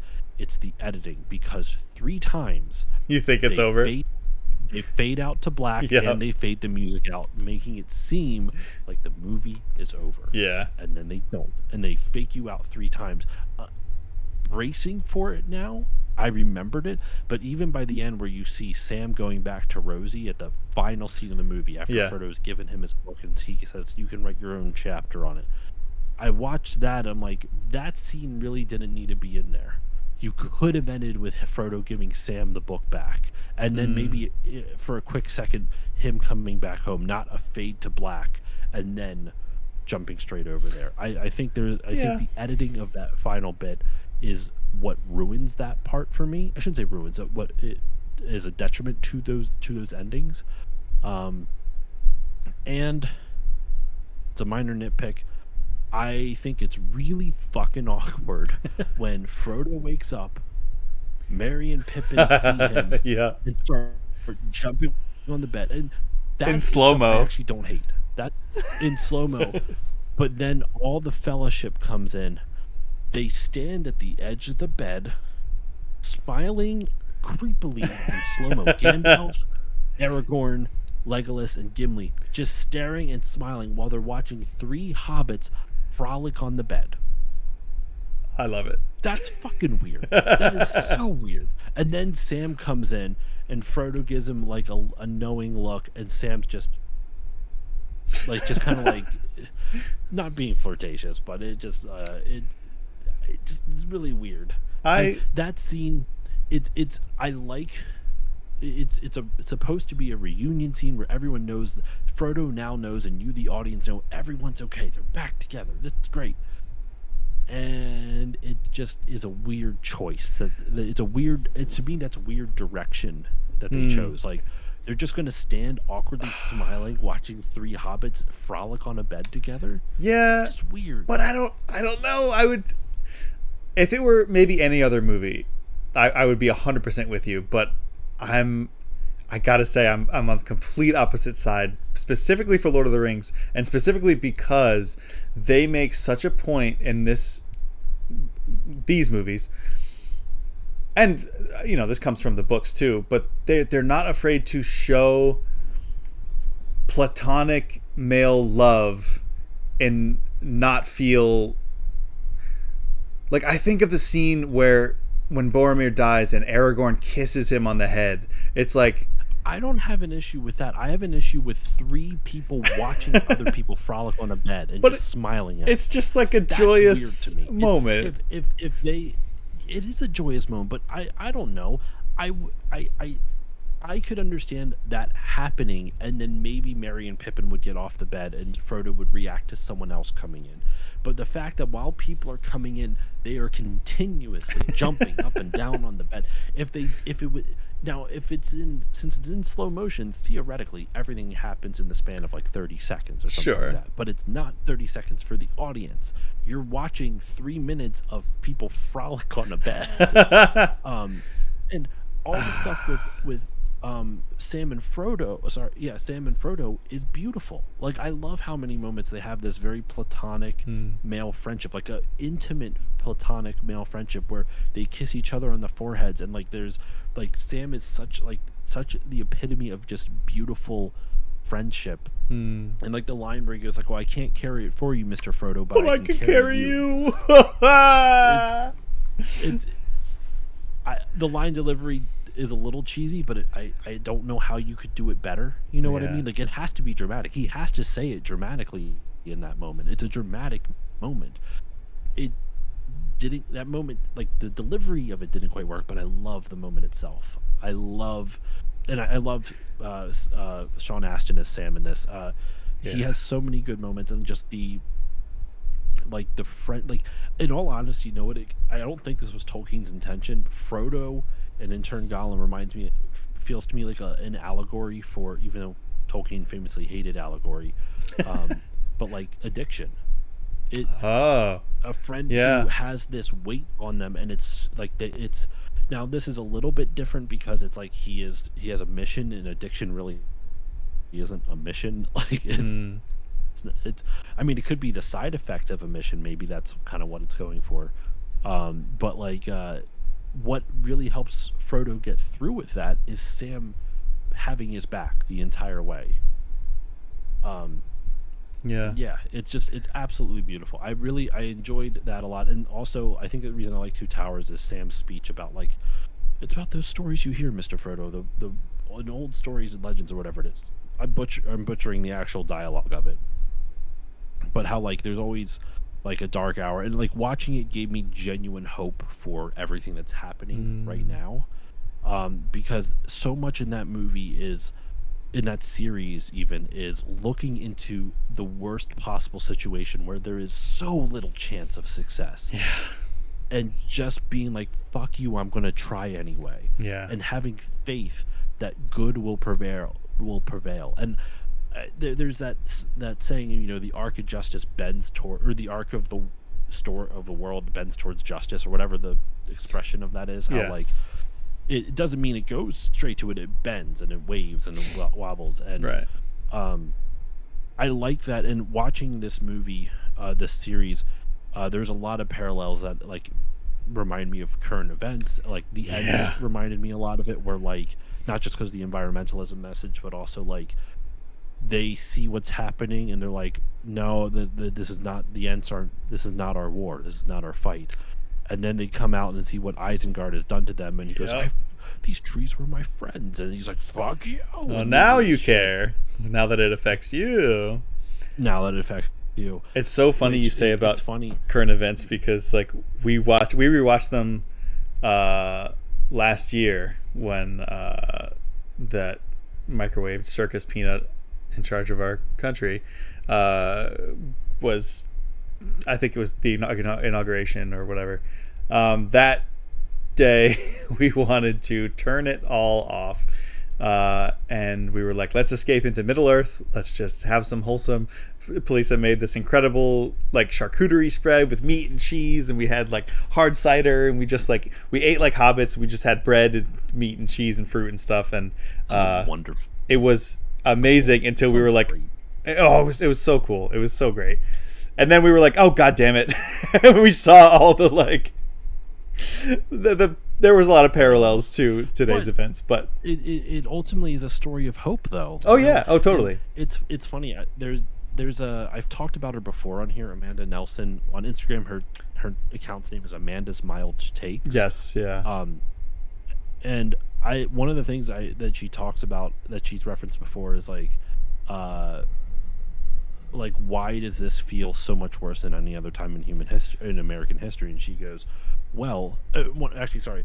How do like some people ask her like, how do you deal with like this, you know, fascism and all this other stuff? And she goes, well, technically speaking, not technically, she's like, well, I think part of it is also knowing that this country's always been a fascist country. It's always been an authoritarian country, but it was only authoritarian and fascist towards minorities, towards people of color, towards marginalized groups. Yeah. And now that it's affecting white people, we are suddenly, oh fuck, like and she kind of touches on it. She's like, I feel like a lot of the doomerism we're experiencing right now is because white people have never had this happen to them before in this country, so they don't know how to process these emotions.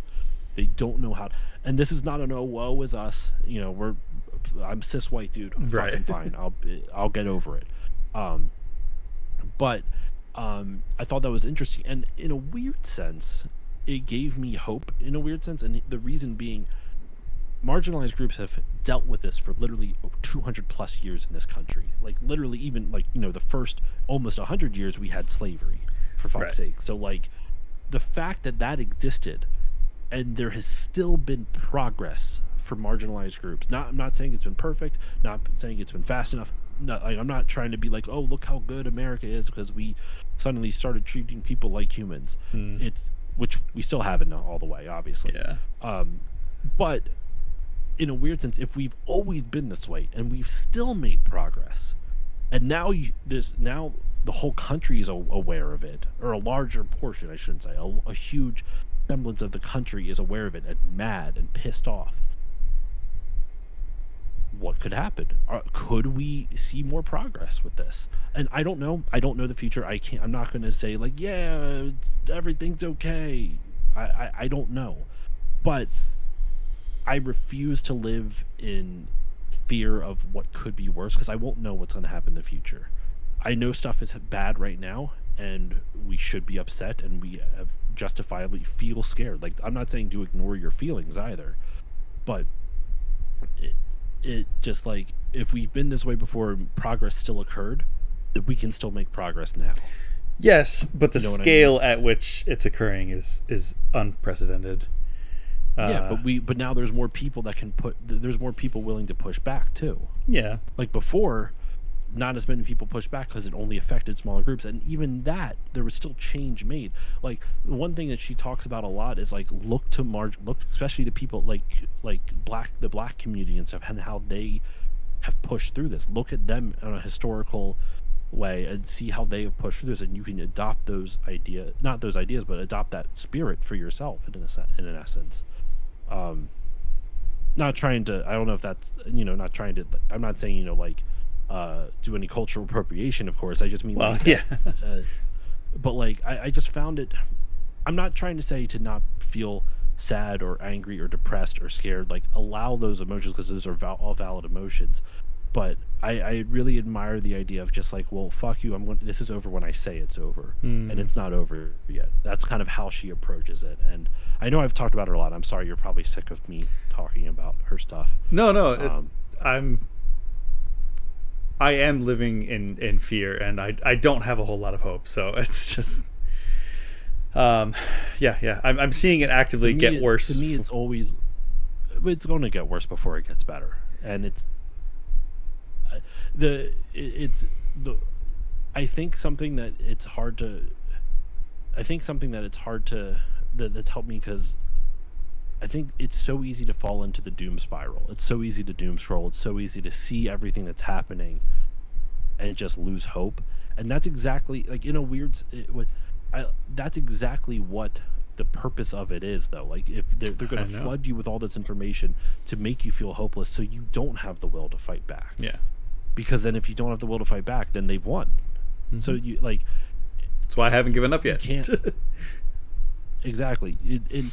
I do think, because I'm almost in a weird sense, because I have to, because if I don't, like, if I think it's not going to get better, then what's the point of me trying at that? You know what I mean? I have to think that it's going to get better at somehow, because people are going to fight for it. And I really like her stuff, because she very, like, what is it with the stupid shit that happened today in the big meeting that happened. You heard about that? There's a meeting with all the generals and everything. Oh my god, no, I haven't. I was at work, and then I came home and was editing stuff, and then we got on the call. You don't have to even look up any of the stuff. It one of those stupid is as stupid does, right? Like, it's don't put yourself in a situation where you're going to get mad at the stuff people you already hate are going to say, because they're already going to say it. Like, they're going to make you mad, so don't. So one of the things that I did hear the clip of Ted Cruz going, "We should stop attacking pedophiles." I heard about that. I have not listened to it. Oh my God. I can't believe he said that. Yeah. That is fucking nuts. I'm sure he quote unquote misspoke, but it's just so funny that it's like, ooh, well, it's always a misspoke. Just saying it out loud now. Okay. But no, one of my favorite things. So there's two things to this. Amanda's Mile Takes posted about it, and basically the long and the short of it is, it was just it was fucking stupid, because you have all of your top brass in the military converging on one location. Seems like a big security risk. You know what I mean? Like, why would you do that? But then two, what is it? Basically, it said, we don't want fat or ugly people in the military, was one of the points he made. I shouldn't laugh at that. It's just like, the vibe that has come out of it is like, this could have been an email. That is the vibe that came out of it. And here's my favorite. This I promise this won't make you mad. It just makes me laugh. Once again, fascism dies in mockery. So this is mocking. My favorite Trump quote. I never thought I would say that sentence.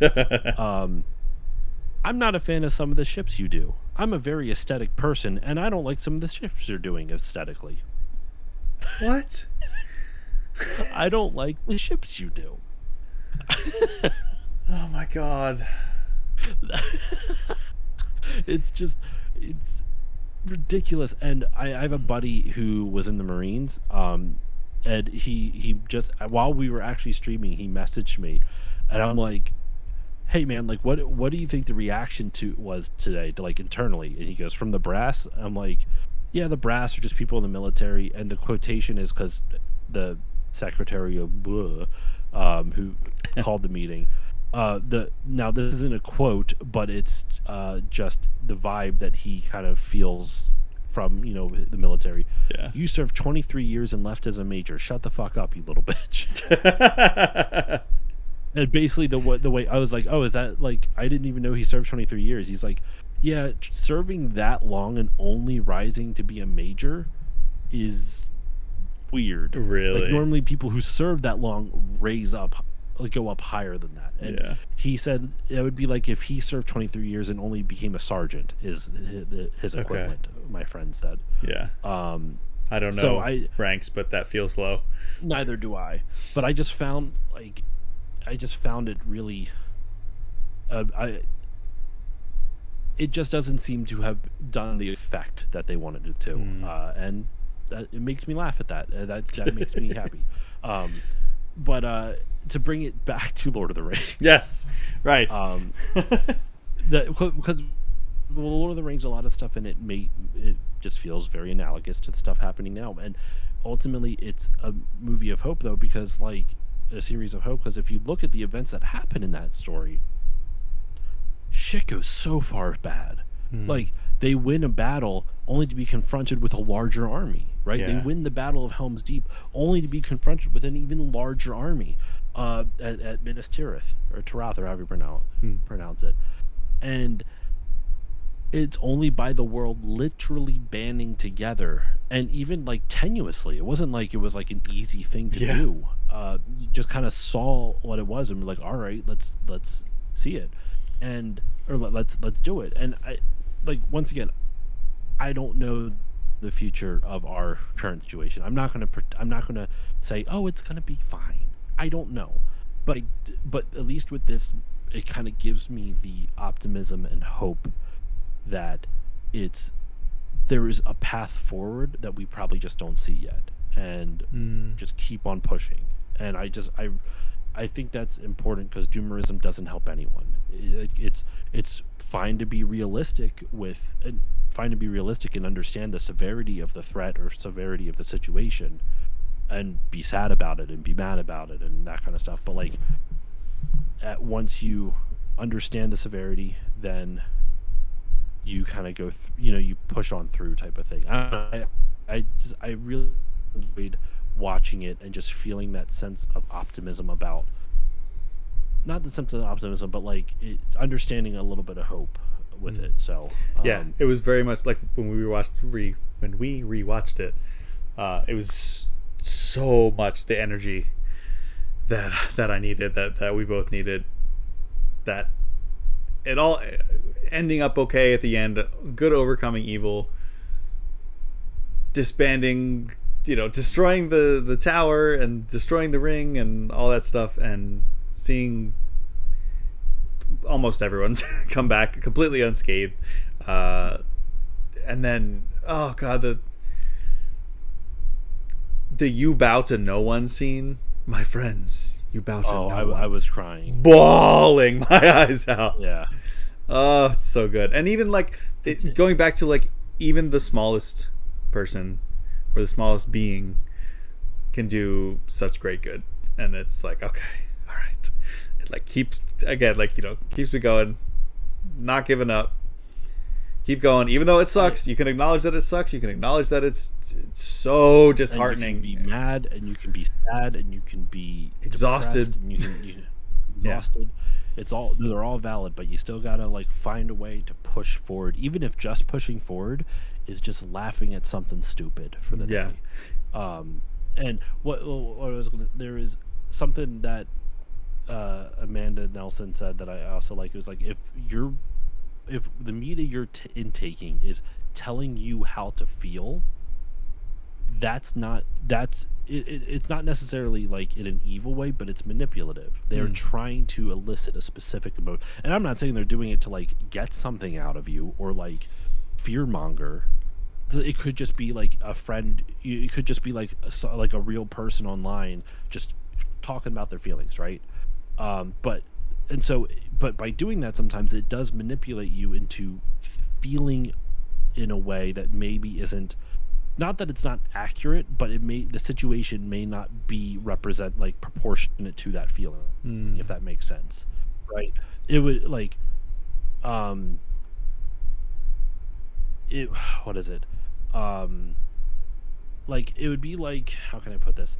I'm not comparing this is not comparable to what's happening right now, but it would be like a friend, like you see someone online who gets a paper cut, and they're like, "Oh my god, I'm bleeding. I don't know what to do. How does anyone survive this?"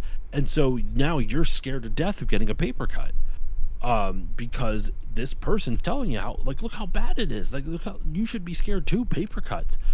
Once again, not comparing a paper cut to the current situation, but it, that's a very, like, it's not an example that's analogous in terms of scale or anything like that. Yeah. But sometimes someone will have a reaction and it's not, and I'm not trying to, they're not wrong for feeling the way they feel, but it's important to remember that you can't let other people's tell you how to feel your feelings, if that makes sense.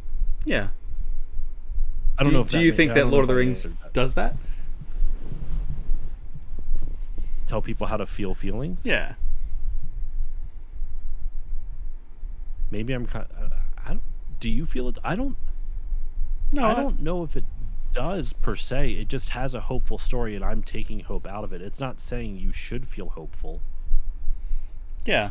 And you know what? I feel like a little bit of a hypocrite, because this whole rant I've been on is saying, hey, we should not be. I'm telling people how to feel. So being a little hypocritical. So I apologize for that. I don't know. I think. Okay, for my own bias, I think I get tired of just seeing doomerism. This is not a dig at you, just to be clear, because I see it a lot. There's a podcaster, I like their work, and they are justifiably scared, and they're trans, and I totally get why they are saying all the things they do, because it is a much realer thing for them than it is for me.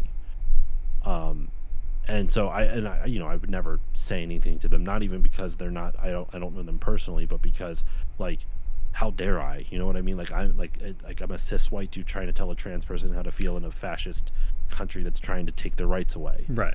Or already has. You know, like, it's they're allowed to feel the way they want to feel. So it just, sometimes it gets hard to see that consistently, and it feels, because then that's the doom scrolling thing. I think I'm just tired of seeing doom scrolling, or like doomerism. Isn't that kind of just? Isn't it a privilege to be tired of seeing it, than living in the fear? Yes, it is. Yeah. But that's where I have to use my privilege then and try to fight for a better future for the other people. Yeah. No, I'm not gonna. I don't know. I guess just,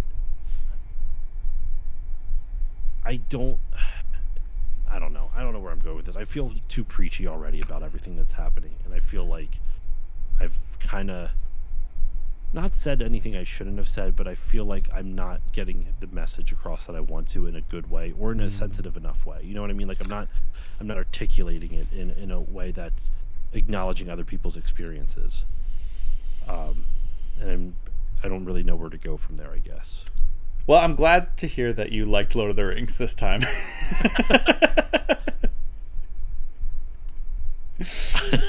Yeah, no. Maybe cut that out from the whole thing. I think if we had talked about this at the beginning of the episode, I would probably have more to say. I am coming into this at a low energy because of all of this stuff. It's almost 11 o'clock at night. Well, yeah, I mean, sure, I'm tired too, but like, my soul feels tired from, like, yeah, I am in a much worse place, I think, mentally, about all of this. I do still have hope. I am never going to stop fighting, but yeah, it's very draining. It's again, yeah, I'm also a cis white dude, but my girlfriend is black. Her parents are immigrants. She's bisexual, so she's queer. We have a lot of trans friends. Like, people in our immediate circles are really in danger, especially with the very recent news. Like, there's been a lot of stuff with like the healthcare bills, the budget that and all this other stuff. There's a lot of it's yeah, and trying to label trans people as a fucking terrorist organization, or no, I can't. No, it's all right. I know there's a lot going on. Yeah, I'm sorry if anyone's listening to this afterwards. I don't know if you're gonna leave this whole thing in or not. I don't know if I came off like an asshole or not. I hope I didn't. I don't think you did, and I think it's an important conversation to have. I think just like I guess the point I was trying to make is like feel your feelings, but I think doomerism is a useless thing because it doesn't help it doesn't help progress, right? Like if you want to make progress, it's like letting the doom take you to a point where you're not willing to do anything. That to me, that's what. Just to be clear, what I mean by doomerism, that's kind of like what I mean by it. I that's useless. That doesn't help. That won't help anyone help you, and it won't help yourself. Yeah, I think that feeling is very close neighbors with trying to spread information and being realistic about how bad things are. So it's finding that line of like sugarcoat the bad things. Yeah, either. It's finding that line of like, yeah, this is really bad. We need to share this stuff, and it's we should be fearful of certain things. But like you said, when you get so far in, and I find myself here all the time, and it sucks, that you're like, oh my God, how can I possibly cope with this? Or just like being exhausted, like seeing it being bombarded, and like you were saying, like that's by design. They want this so that people won't speak out against what's going on, you know. It's hard to claw back up out of it, but and I guess that's where, like, to kind of put a bow on this, I guess that's where the self-care part comes in. Like, you have to put yourself into that shit to like you said, spread awareness, do things, be active in your community, be active in some way, shape, or form to help things out. But it is, like you said, exhausting, especially for groups that are directly affected by this. Especially whether it's a marginalized group or not, like whoever is in the crosshairs of this, which is, LGBTQ plus, people of color, women. It's much more exhausting for them. I'm not trying to it's easy. I really realize how much of a not asshole, but once you, like you said, privilege. I came off with that. Because I'm a cis white dude, I don't want to say I have the luxury, because it is affecting me now too, but not nearly. I'm not, once again, no woe is me stuff here. I'm fucking fine. It's nowhere compared to the groups that we have just been talking about. But I was trying to spread a message of be more active and proactive and hopeful, and it kind of came off a little bit more privileged than I intended it to. So I apologize for that. No, it's all to part. Anyone watch that maybe yeah, and that's all. It's all part of the experience, and I flow in and out of that. The experience point. Yes. Yeah. It's all part of the experience. It's all part of the experience point. I flow in and out of that, like, constantly, of being like, I feel guilty for and I feel privileged for turning my phone off for a while and just being like, I don't want to think about this but then also from the other side, it's like, well, I have to be okay if I'm going to help other people.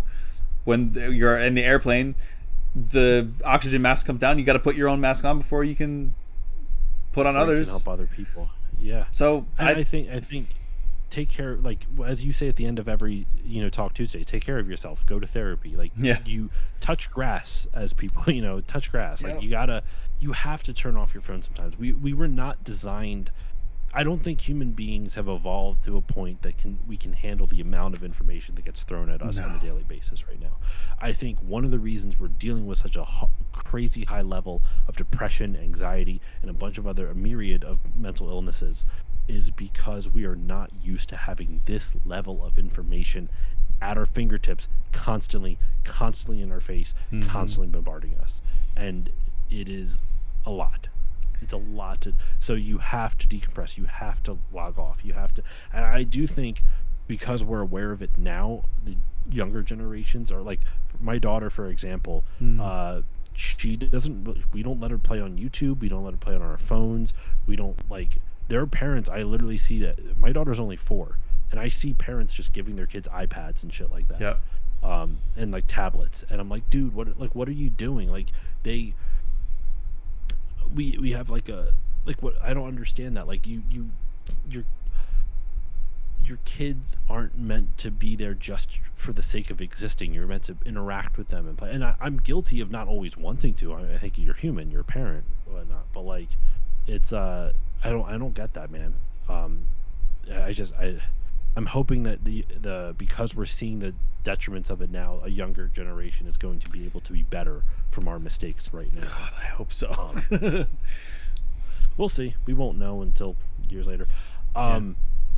It's funny. This is going to be a crazy hard right turn. Okay. Like fucking wild hard right turn. Just thinking about like kids watching stuff, it made me it reminded me of another thing I was going to bring up, because my daughter is interested in a new show and I gotta shout it out. Okay. And it makes me very happy. So this, once again, crazy hard right turn, nothing to do with the craziness of the topic we just talked about. I'm buckled up.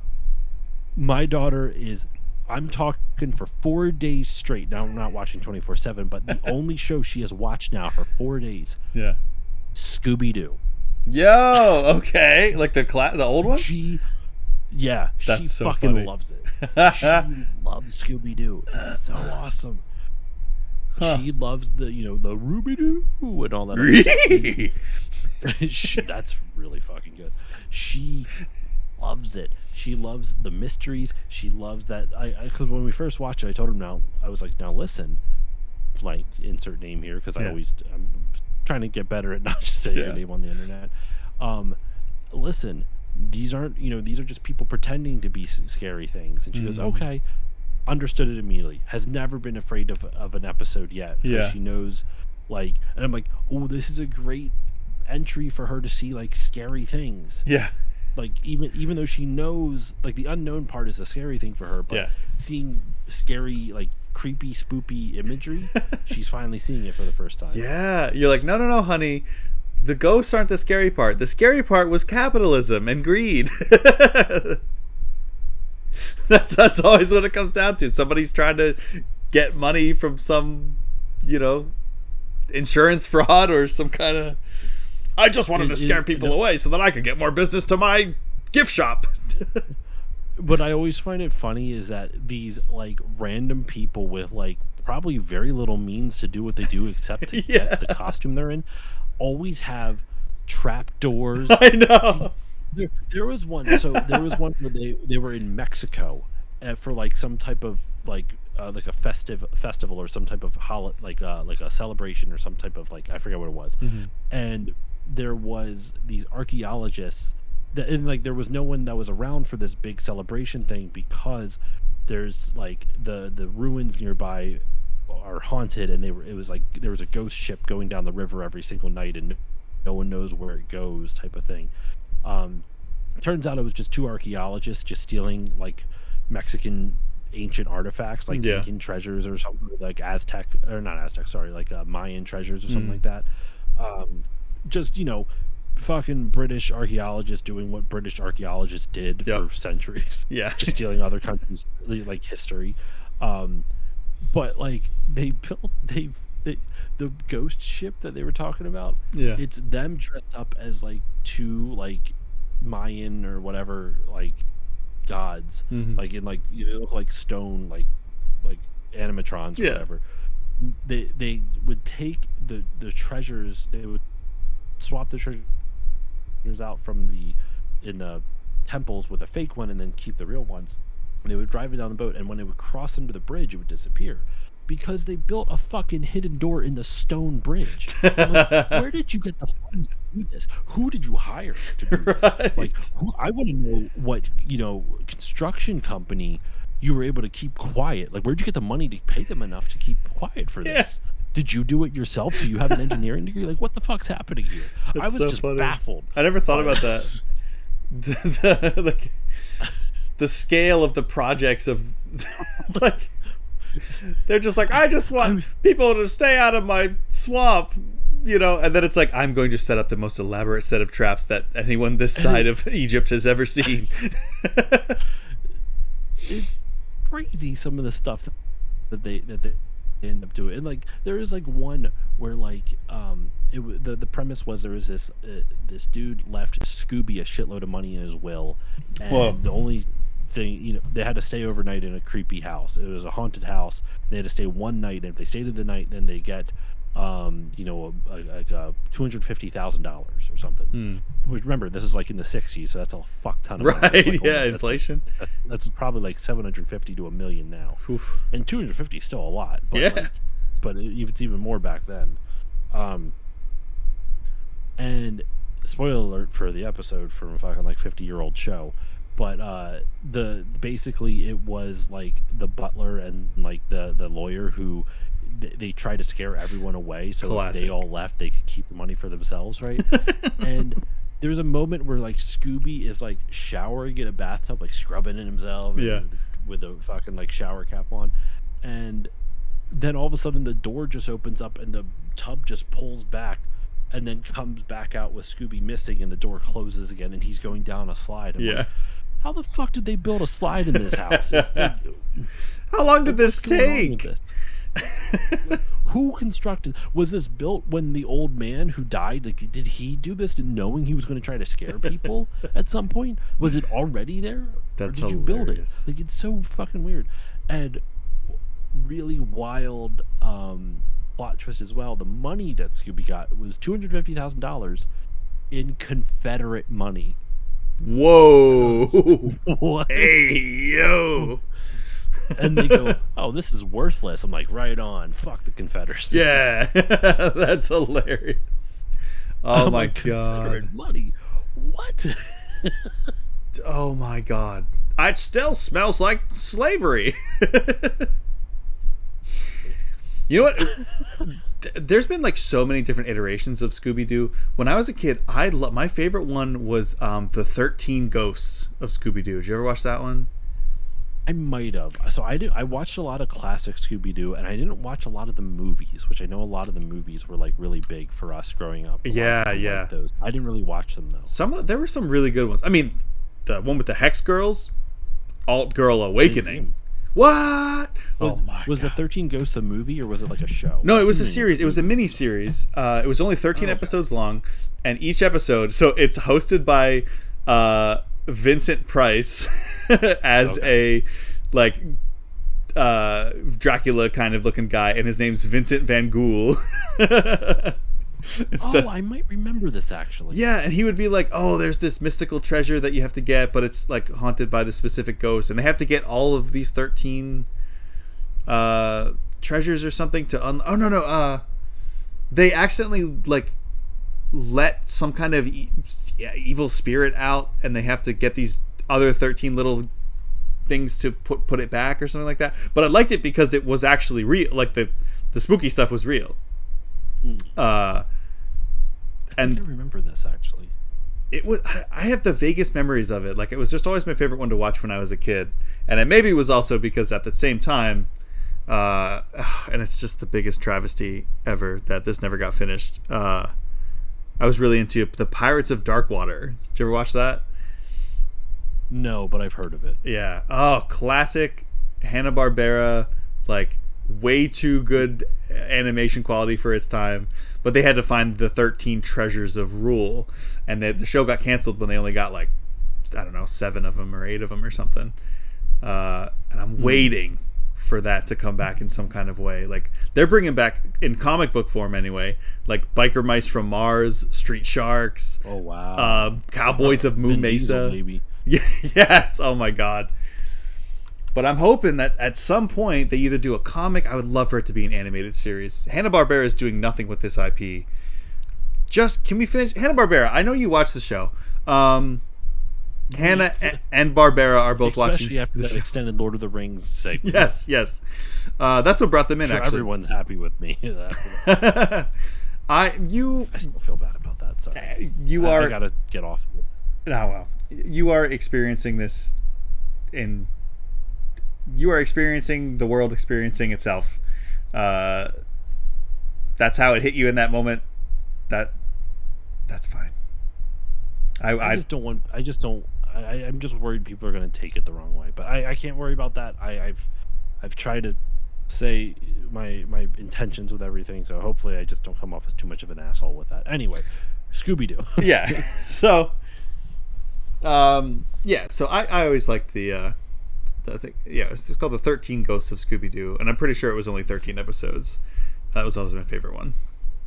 But I'm glad to hear that your little one is enjoying I almost said her name too. Yeah, is enjoying Scooby-Doo, of all things, of all the classic cartoons. Out of the fucking blue, and it's the only thing she wants to watch right now. That's so funny. Strange. It's just out of the blue. Just a Scooby-Doo fan. I had a soft spot. I know this might be polarizing. I like Scrappy-Doo a lot as a kid. I haven't watched anything with Scrappy since I was a kid, so I'm curious. Is he going to annoy me? But I just remembered he would always do like puppy power. Yeah. I for some reason as a kid I found him so funny because he would, like, Scooby would run away and he'd be like, fuck this, and just run up and just start smacking like the ghost around, and I found that really funny. He would just pick the whole fucking guy up and just meanwhile he's like great, a foot tall. Yeah, that's what, and I found it really funny as a kid. So I'm curious if we get around to rewatching it, if I'll find it funny. I think when he's not overused, I think he's a good like foil to Scooby and Shaggy's fear. A lot better than what is it? There's been a couple episodes she watched with Scooby Dumb, and I'm like, Scooby Dumb. I don't remember that one. It's a stupid fucking, like, he kind of talks like, well, hello, like, it's a little bit, honestly, it's a little bit of like, it's a little offensive to Southerners, because you know how, like, that's always a thing where if you're in a Southern accent, you're stupid. Is it like a Foghorn Leghorn? It's that type of thing. Yeah. I say, now, boy, my boy's about as sharp as a bowling ball. I love Foghorn Leghorn, but man, some of those ones are very racist. Oh my God, yeah. I remember rewatching it, like, this was like a decade ago that I was watching some, and it blew my mind. There was a line where, like, I say, that boy is so dumb he thinks, and this is a quote from the show, not from me, that boy, Foghorn Leghorn says, that boy is so dumb he thinks a Mexican border will pay rent. Oh my Jesus God. Christ. Josh, like, I can't believe you said that. Fuck? Why do you hate Mexicans? You heard it here first. Josh Coble from the Still Loading Pod says this. I couldn't fucking believe it, dude. I was like baffled. I mean, but it was also the 50s and 40s, so I'm like, I'm not that surprised, but still, it was so strange. Yeah. So strange.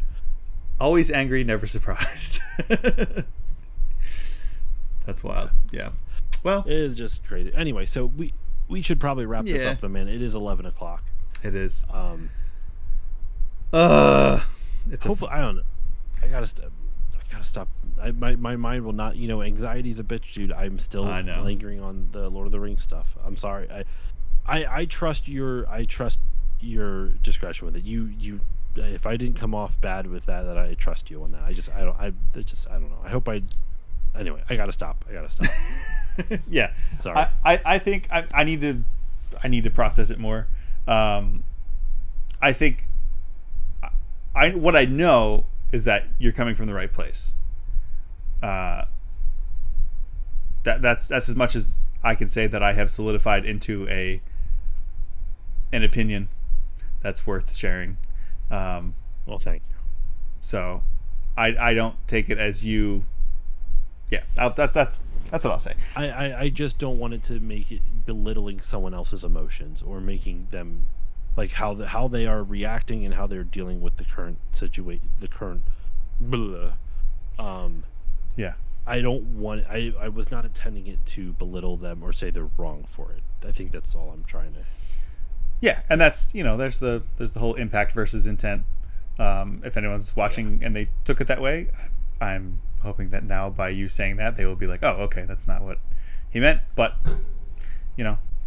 And maybe but I also should just learn to shut the fuck up sometimes. no. I mean, there's always more.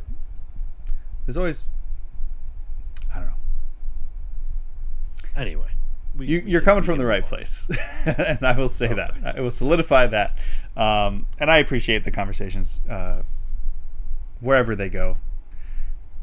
We are here to experience things, and then we're here to talk about things that we have experienced, and this is one of them. And there's really no escaping it.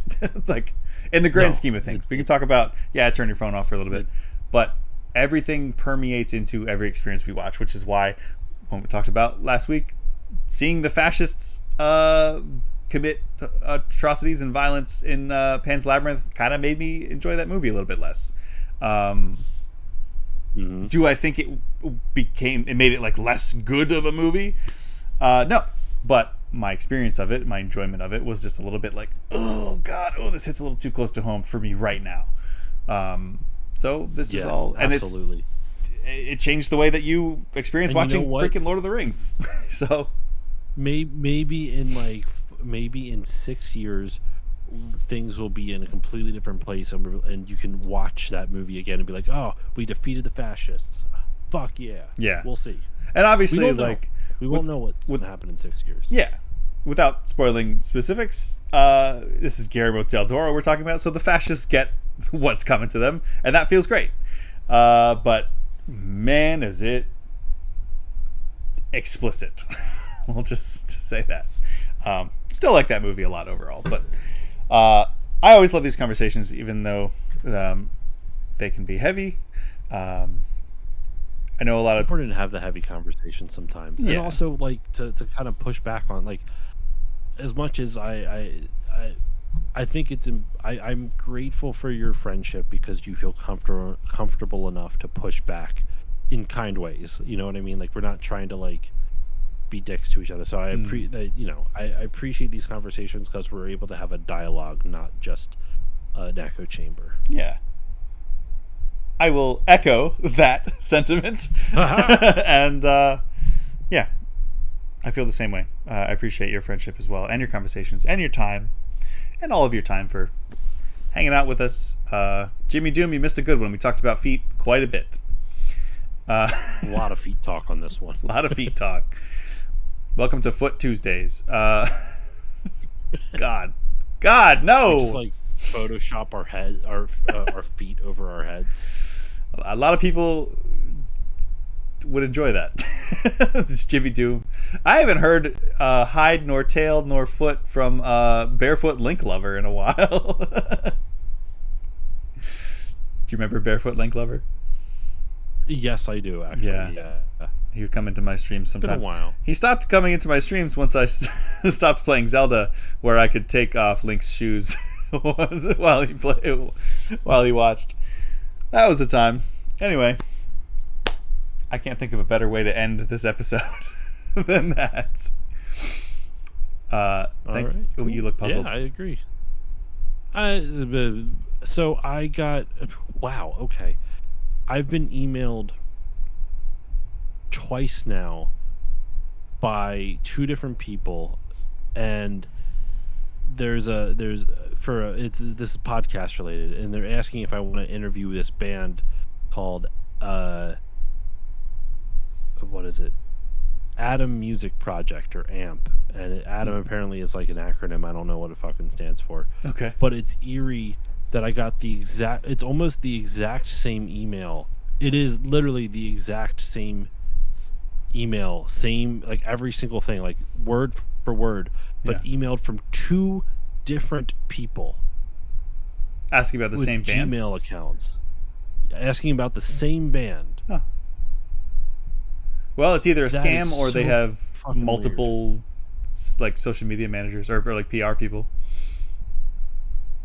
I might reach out to the band and just be like, "Hey, like, honestly, I don't really want to interview them. No offense to them. It's just not like I'm not really interested in interviewing a band, especially like the type of music isn't my type of style. It's like it's a rock style I'm not all that interested in. Okay. And no, I'm sure it's fine, but apparently it's a Billboard's top 40 mainstream rock chart. It's up there, so who knows? But it's Amp's recent single Punch Out featuring Aranda is I know I'm advertising for them right now. I'm not really intended to. Is it based off the video game? Because it could be topical at least. Yeah, it's based off of the video game. I don't. What the fuck? It was. I had that puzzled look because out of the fucking blue, I just got this email, and the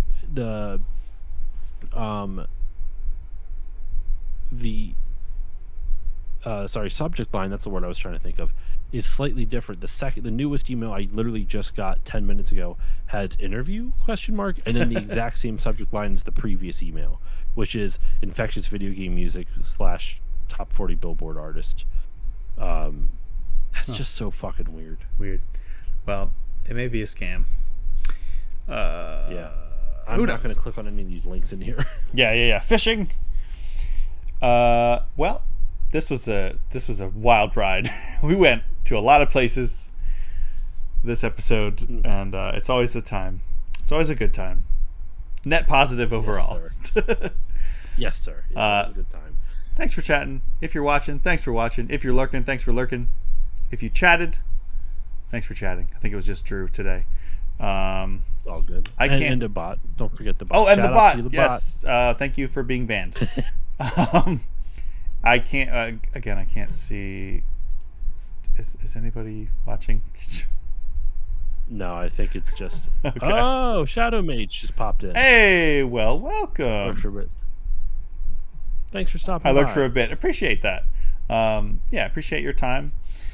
And yeah, we're gonna call it for now. I guess I won't raid then. I'll say what I always say. Take care of yourselves. Take care of each other. Go to therapy. And play Sonic Racing Crossworlds. My God, it's so good. Yeah. For you, sir, anything you want to plug? Any words of wisdom? Any backlog month starting in less than an hour over on Patreon. Nice. How timely. That's about it, I think. I don't know. Someone knows someone rich want to pay off my house? Yeah. That's all I got. Someone knows someone rich. Or just pay off my car. Yeah. That would actually be the most ideal. Just pay off my car. Yeah. Send your donations to theexperiencepoint.tv at gmail.com.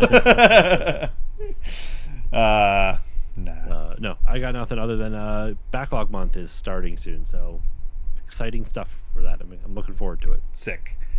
Well, I'm excited too. I want to listen to the one about Castlevania. I want to listen to that one the most because it will make me want to go back and actually play it because I'm right on the cusp because I'm watching the second season. I'm finally watching the second season of Nocturne on Netflix, and it's making me want to go back and play him again. Konami, please just make a new Castlevania that looks and plays like the show. Maybe get Platinum Games to do it. Come on. Oh, like a new Castlevania? Yeah, I would love that. And Konami has decided that video games exist again. Platinum. I would say, I can't believe this is me saying this. I actually think FromSoft would do a better Castlevania than Platinum. Ooh, yeah, I could see that. But I think it would be too slow. Platinum is, yeah, but the original Castlevania is slow. Yeah, it's very methodical. I could see it being really slow and methodical if you were as much of a glass cannon as you were in those old games. Like, make it. I think the stylish stuff that Platinum Games is known for wouldn't fit the vibe of Castlevania. Yeah, but then I watched the Netflix show and I'm like, damn, I just want this. But I'm not a big Netflix show. I'm not a huge fan of the games, so not saying I dislike them. I just never really got into them. I like them. No, anyway, yeah. Anyway, all right. On that note, have a good one. Until next week. Until next week. Peace.